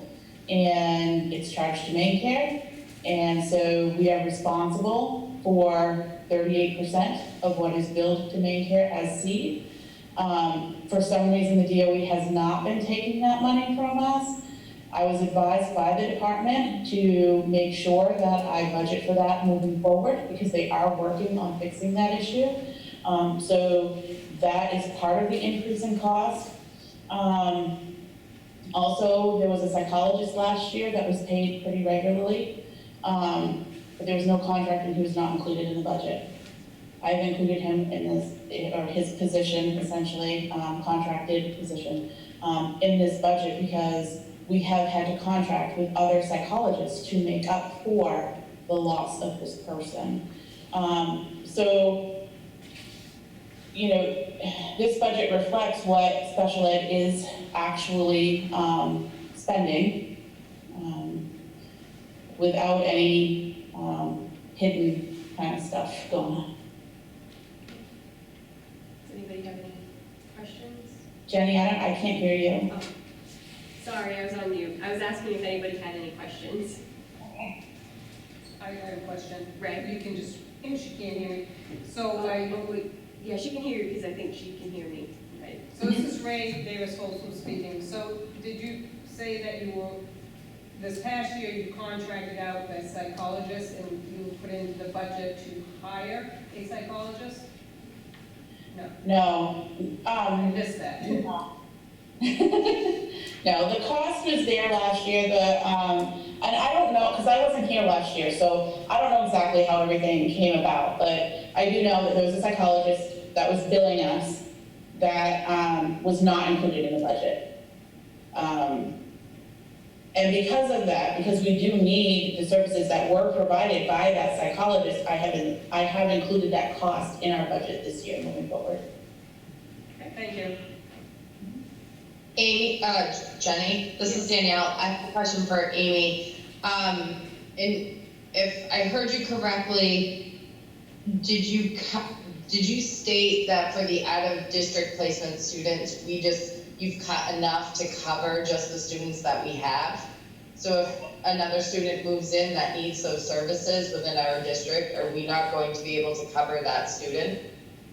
I have provided enough for one more student. I anticipate using that very early in the fall when we return to school. If someone moves in after that, no, we will not have enough funding to pick up another student. Okay. We'll have to pay it regardless if that's what the student needs. Right. But it will not be reflected in the budget. It will be an added expense. And Amy, what is the average annual cost of that service for a student? In out-of-district placement? Yes. It depends on where they're placed because the daily rates vary. So we have some,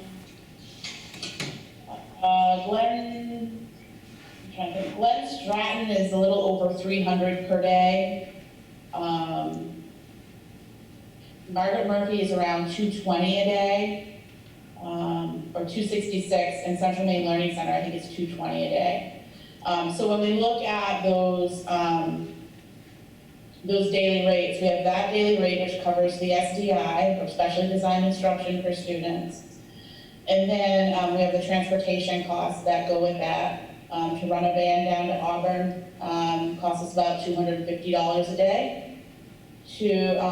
And then we have all the services that go with the special purpose private school placement, such as speech, OT, PT, that the special purpose private school bills to main care that we also get hit for seed. So average cost can range anywhere from, if you include the seed and the transportation, you're talking well over $100,000 if a student has good attendance. Okay, and there's so you budgeted for our known needs, but that does not account for, with the exception of maybe one additional student enrollment, and there's really nothing predictive out there of who will enroll in SAD 49 needing that level of support. Correct. Yep. Correct. The unfortunate thing about special education costs is that, you know, they're mandated by law. We have to provide services to children who need them. They're determined by the IEP team. We don't have a lot of flexibility in a lot of the special education budget lines. All right, thank you. Thank you very much. Welcome.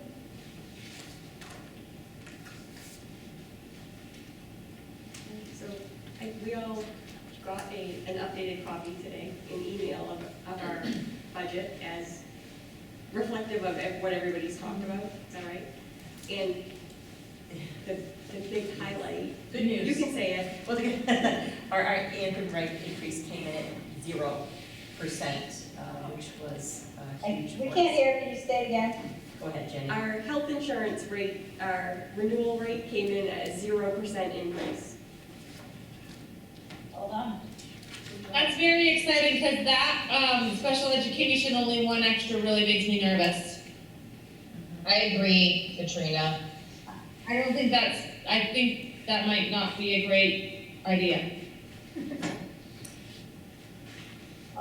Additionally too, I don't know on the finance committee, if you guys are looking at, would we keep Fairfield Primary open another year or would we close it? Because I strongly suspect that given everything that's happening with the economy, voters are gonna ask us to make some cuts. We don't wanna cut teachers. And so what are we gonna, like, you know, if we don't have to heat a building and we can move something, we should seriously think about doing that. I'm gonna say that now because that's gonna happen. And right now, I'm rolling 100. If you took me to Vegas, I'd be making money for you.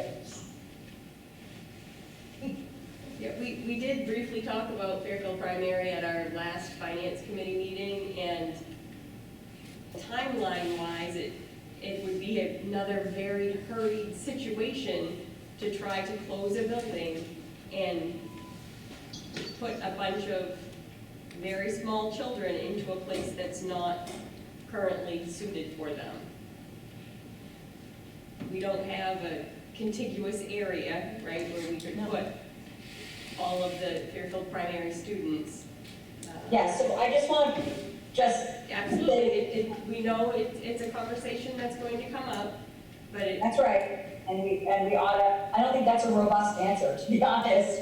To basically like. I didn't actually get to finish an answer, and I certainly would have a more prepared answer for the budget meeting. But that is a truthful answer and a reasonable answer at this point, that we don't have a place to put 100, there are over 100 students at Fairfield Primary that are 3, 4, and 5 years old, to move them into potentially Benton Elementary. We don't have the place to do that at this point. And if we were going to try to rush that in the next 4 months, that again would be a very disruptive thing to do in our district. I hear what you're saying, but I'm also like, you're gonna have people that are unemployed. I mean, the unemployed numbers, like, I don't know what they are here. You obviously have a better idea, but I hear what you're saying, Jenny, and I'm not disagreeing, but I am being disagreeable because that is what is gonna happen. And again, why I get what you're saying, and I'm like, you know, on the board, I'm like, yeah, that makes a lot of sense. If somebody's in this situation where now they're either living on unemployment or they don't know when their job is going to return and they're going to be looking for a tax increase, that is not going to cut it. So I'm sorry if I'm sounding like harsh about it. It's not you personally. I'm just trying to like prepare us because I think that's what we're going to get. So I'm not sure that that is going to get the budget done. My personal opinion is that the first pass that the board makes is what we think represents the best educational move forward for the district. And if we can't sell that to the district, then we'll have to come back. But I think we have to put forward what we think is needed to operate the district and provide the best educational opportunities that we can. At this point, the budget is up $616,000. It's a 2.27% increase over the current year budget. And the amount of increase potential still being worked out. The potential increase to local taxpayers is very small.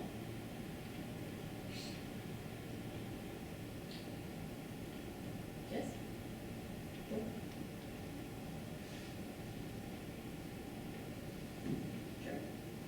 Well, you had talked about possibly the state increasing our money that we were gonna get. But I mean, with the situation we are in now, you know, is that still potential or? Oh, no, is that gonna get it's cut not, back? it's not potential. The budget, supplemental budget was passed by the legislature before they adjourned.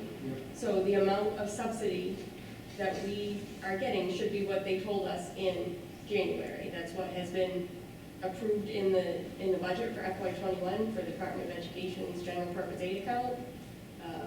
And until there is a revenue reforecast, which currently is not being done because we don't have any actual data to reforecast, that is the amount of the budget for next year. Well, I'm just kind of wondering with everything that's going Yeah. on, Oh, yeah. Governor Mills is, you know, borrowing money from here to here. And No, well, that's good to hear. yeah. At this point, the general fund for the state budget, even, and there was just press about it today, so I'm not telling anything I shouldn't be.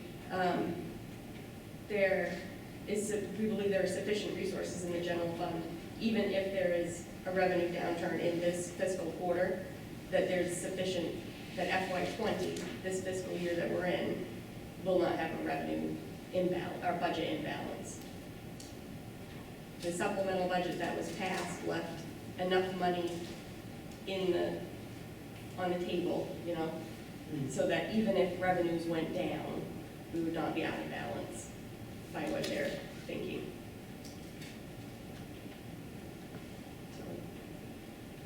And we're all hoping that when we get clear of this, everything rebounds. Yes. And, you know, there was something we talked about last year about, you know, possibly if a boiler goes down or whatever at the primary, you know, we might want to still look at a contingency plan to what we're gonna do.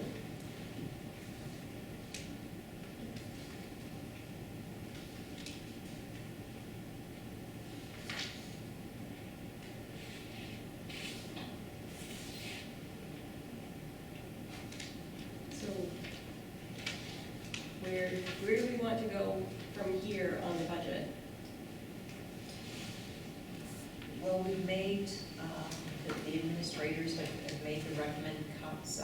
We talked, and to Roy's point, Scott Washburn had talked about some of our maintenance projects, and there may be some things that we can defer, but when we defer projects like that, we put ourselves in a potentially bad situation. So, you know, whatever the board wishes, if we want to go back and make further cuts, again, it's up 616, and the bulk of that is accounted for through what's been bargained. The other piece in the article that, you know, voters will see is the rise in special education costs. And I think across the board, moving wholly to site-based budgets, even last year, in last year's budget cycle, there were general lines that have now been fully diffused to site-based. And what Amy was referring to in, say, the cost of a psychologist, it was a person we had contracted with for years. I don't hear anymore, but that was not necessarily represented in that, seated in that budget. And she has done that now. the same thing with her explanation of the seed. That's very important to understand that we can't risk those overages. Also, the expense of out-of-unit placement in services.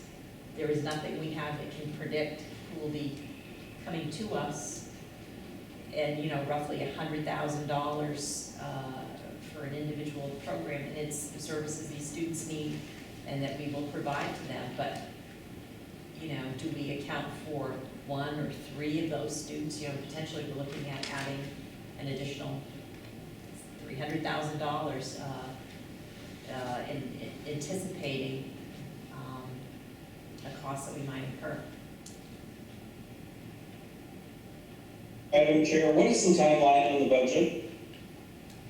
I'm looking to the superintendent for an update on that.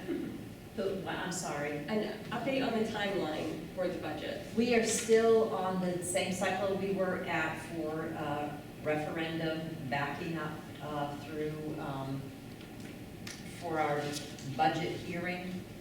I don't have that in front of me right now. It's the same as what I had provided earlier. May, the second Monday or Tuesday in May. I don't have it in front of me. I think I might have it here. When should the board act on the budget? May 12th, we are slated to have our budget hearing. So the board would need to approve a budget by when?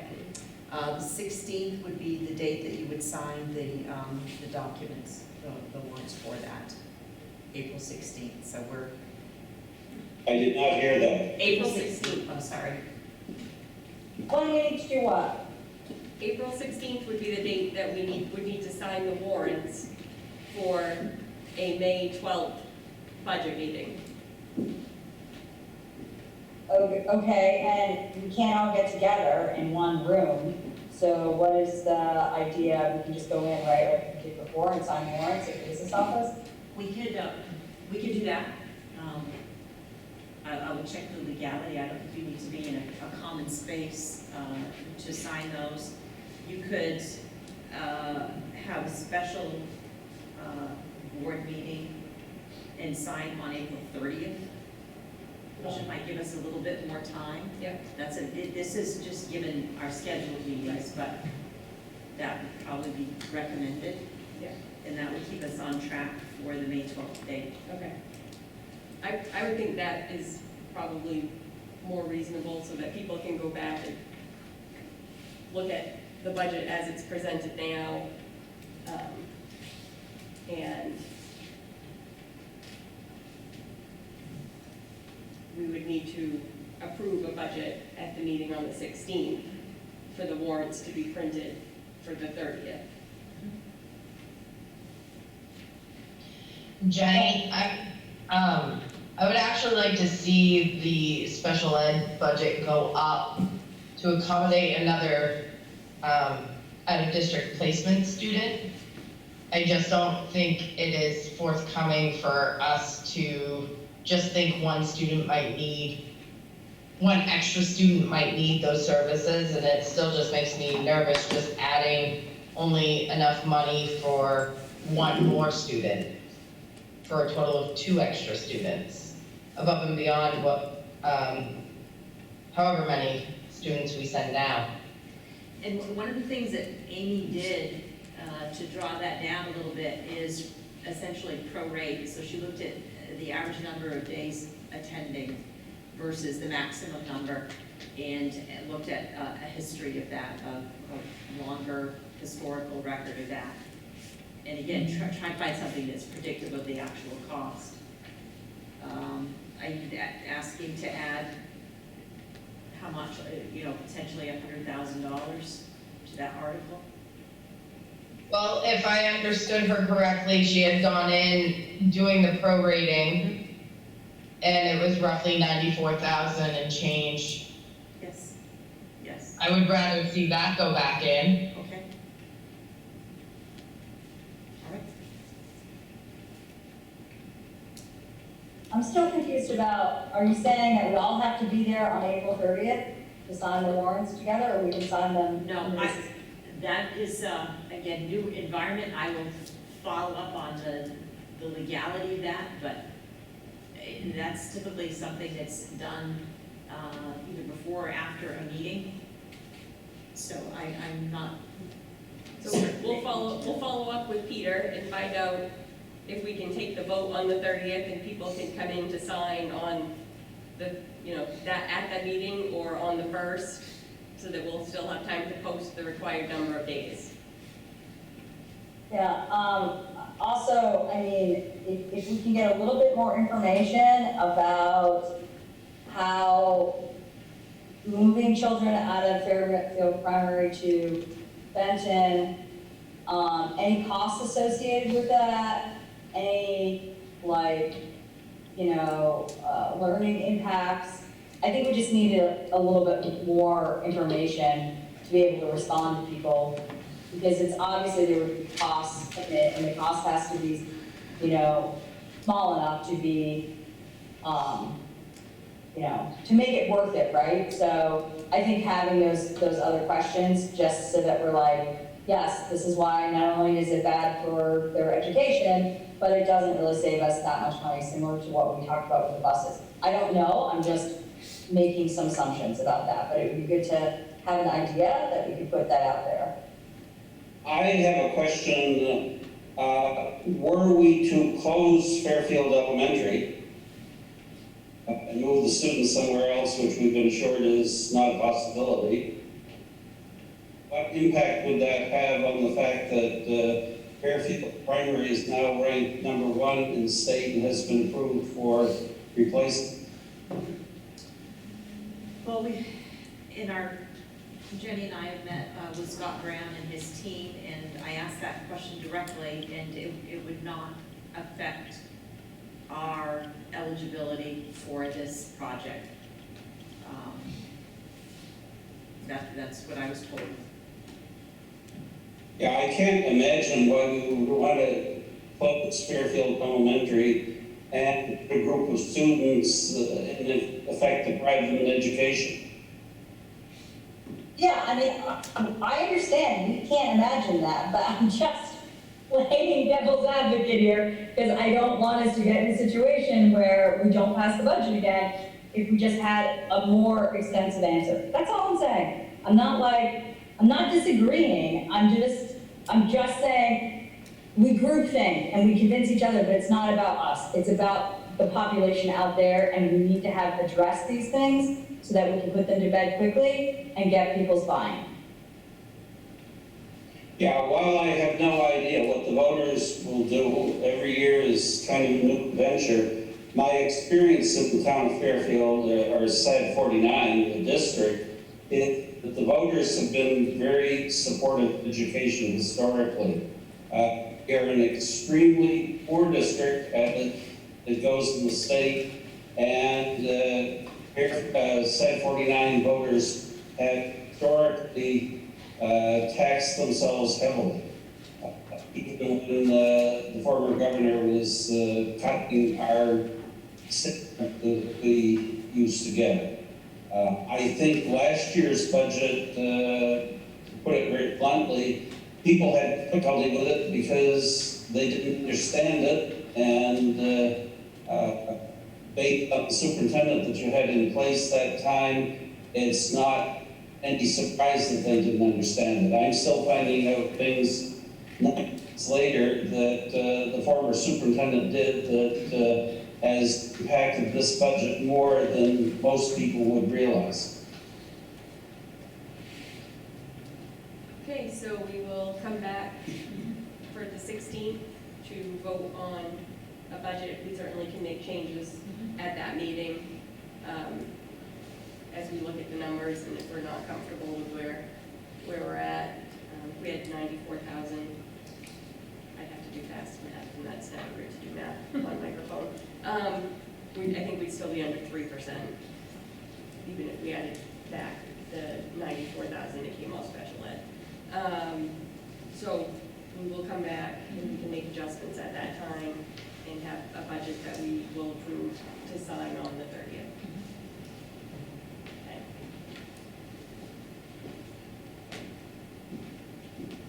We also, related to the budget, a couple of weeks ago, we voted on holding a public meeting to access the money in the capital reserve account.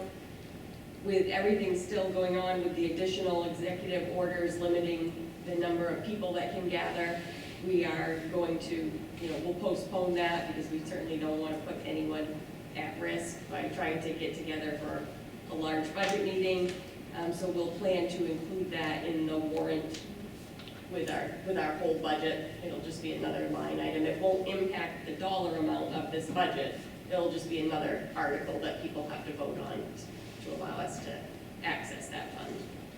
Is that gonna put us in any type of crunch? Because I thought we had to try to get that money released as soon as possible. I think that given some savings that we're accruing by not being in school, Okay. that it gives us enough flexibility, based on what I've talked to the superintendent about, to be able to get by with as much as they may incur an expense over the next 3 months. Yep.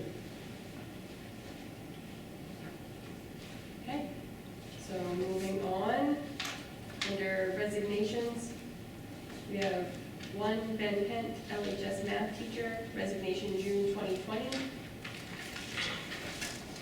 And under appointments, I would entertain a motion to approve Heather Woodbury, junior high school guidance secretary, as her 90-day probation period is complete. So moved.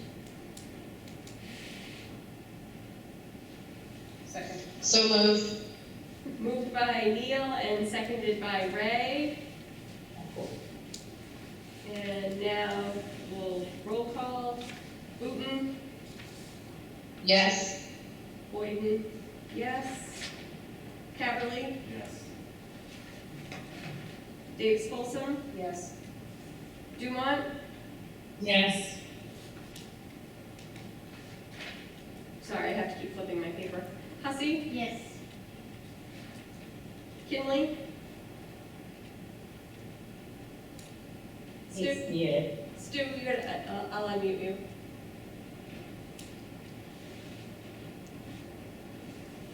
Yes. Thank you. Kugelmeyer? Yes. Lambert? Yes. White? Yes. Williams? Yes.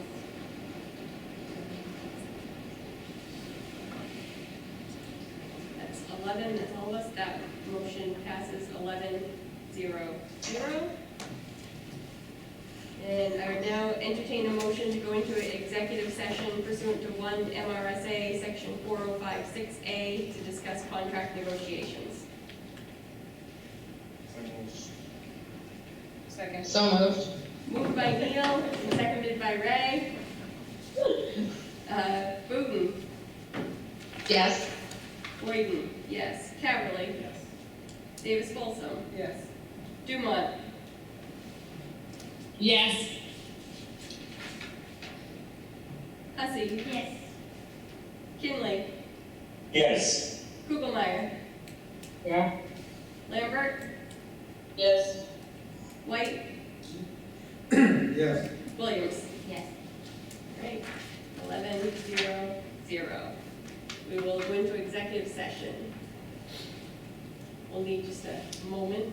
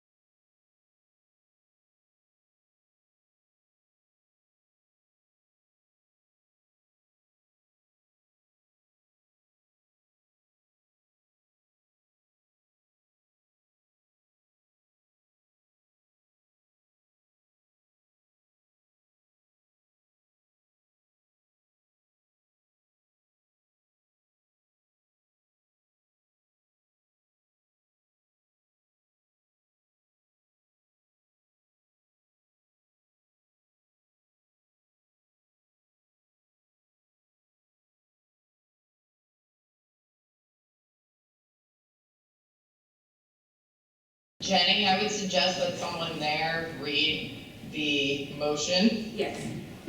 Okay, thank you.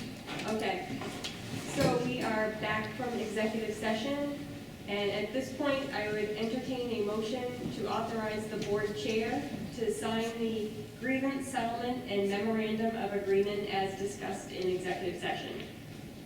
So moved. Second. Moved by Danielle, seconded by Roy. Any discussion? Seeing none. We'll vote to authorize the board chair to sign the grievance settlement and memorandum of agreement as discussed in executive session. Booton. Yes. Boyden, yes. Caverly. Yes. Davis Folsom. Yes. Duma. Yes. Thank you. Hussey. Yes. Kinley. Yes. Kugelmeyer. Yes. Lambert. Yes. White. Yes. Williams. All right, that is all 11 of us, so that passes 11-0-0. The motion to authorize the board chair to sign the grievance settlement and memorandum of agreement as discussed in the executive session. Committee reports. I think we've pretty well covered finance. Did any of the other committees meet in the interim? No. Okay. The superintendent's report, did you have anything to add beyond the plan? I have nothing to add this evening, thank you. All right. Any other business? Yeah, yes, I mentioned this before. I'd like, until April 30th, I would like the board to seriously consider meeting virtually. We have the legal authority to do that. It isn't just about us, our personal decisions as board members. You can do whatever the hell you want in your house, that's fine. But we are asking people to come in and clean after us. And given that the governor has asked people to stay at home, I feel like we're asking people to do something that they don't need to do because we have other options and we should be using those options. So it's great that people want to go, but I don't think it's about what we want. I think it's about what we need to, be asking our employees to do, and I just don't feel comfortable asking an employee to do that when we have another option, so. Other discussion? Beth, sorry. I would also just add to that, really just, I think tonight is a good example that as we get now sort of with a split board, virtual and in person, it's actually, I think, more difficult to conduct a meeting as it would be if we conducted it, being in Zoom meetings all day long. I can tell you, when everybody's in there, the sound will be consistent, the sharing will be consistent, whereas tonight, I will say it's very difficult, it has been very difficult to understand everybody, volumes are all different, the presentation wasn't successful for everybody to be able to hear it, and that's a shame, and I think we do have the legal authority, we should take advantage of that and meet virtually so that we can do it. I think that will conduct the best meeting. In addition to the health concerns that Kara said, I just think it conducts a better meeting than this hybrid model we did tonight. And it's not forever, I'm not advocating that, I can't have it on my conscience, which is why I want to say it, you guys will do whatever the hell you want, but I can't have it on my conscience to be asking somebody to come in when we have a different alternative. If you got no alternative, then that's what you got, but if you got a different alternative that protects the health and safety, that's what we should do. I have to agree with Cara and Beth on this. I think tonight, like Beth said, it's been rather difficult, half there, half on Zoom. But I just need to state publicly that I agree with them. Okay. Is there any other comments? I would entertain a motion to adjourn. Second. Moved by Heather, seconded by Roy. Any discussion? Okay, so Booton. Yes. Boyden, yes. Caverly. Yes. Davis Folsom. Yes. Dumont. Yes. Hussey. Yes. Kinley. Yes. Kugelmeyer. Kara. Yes, I said yes. Oh, you were on mute. I didn't hear you. Lambert. Yes. White. Yes. Williams. Yes. All right. Thank you all. We adjourned at 9:54. Thank you, Jenny. Thank you. Thank you, everyone. Have a good night.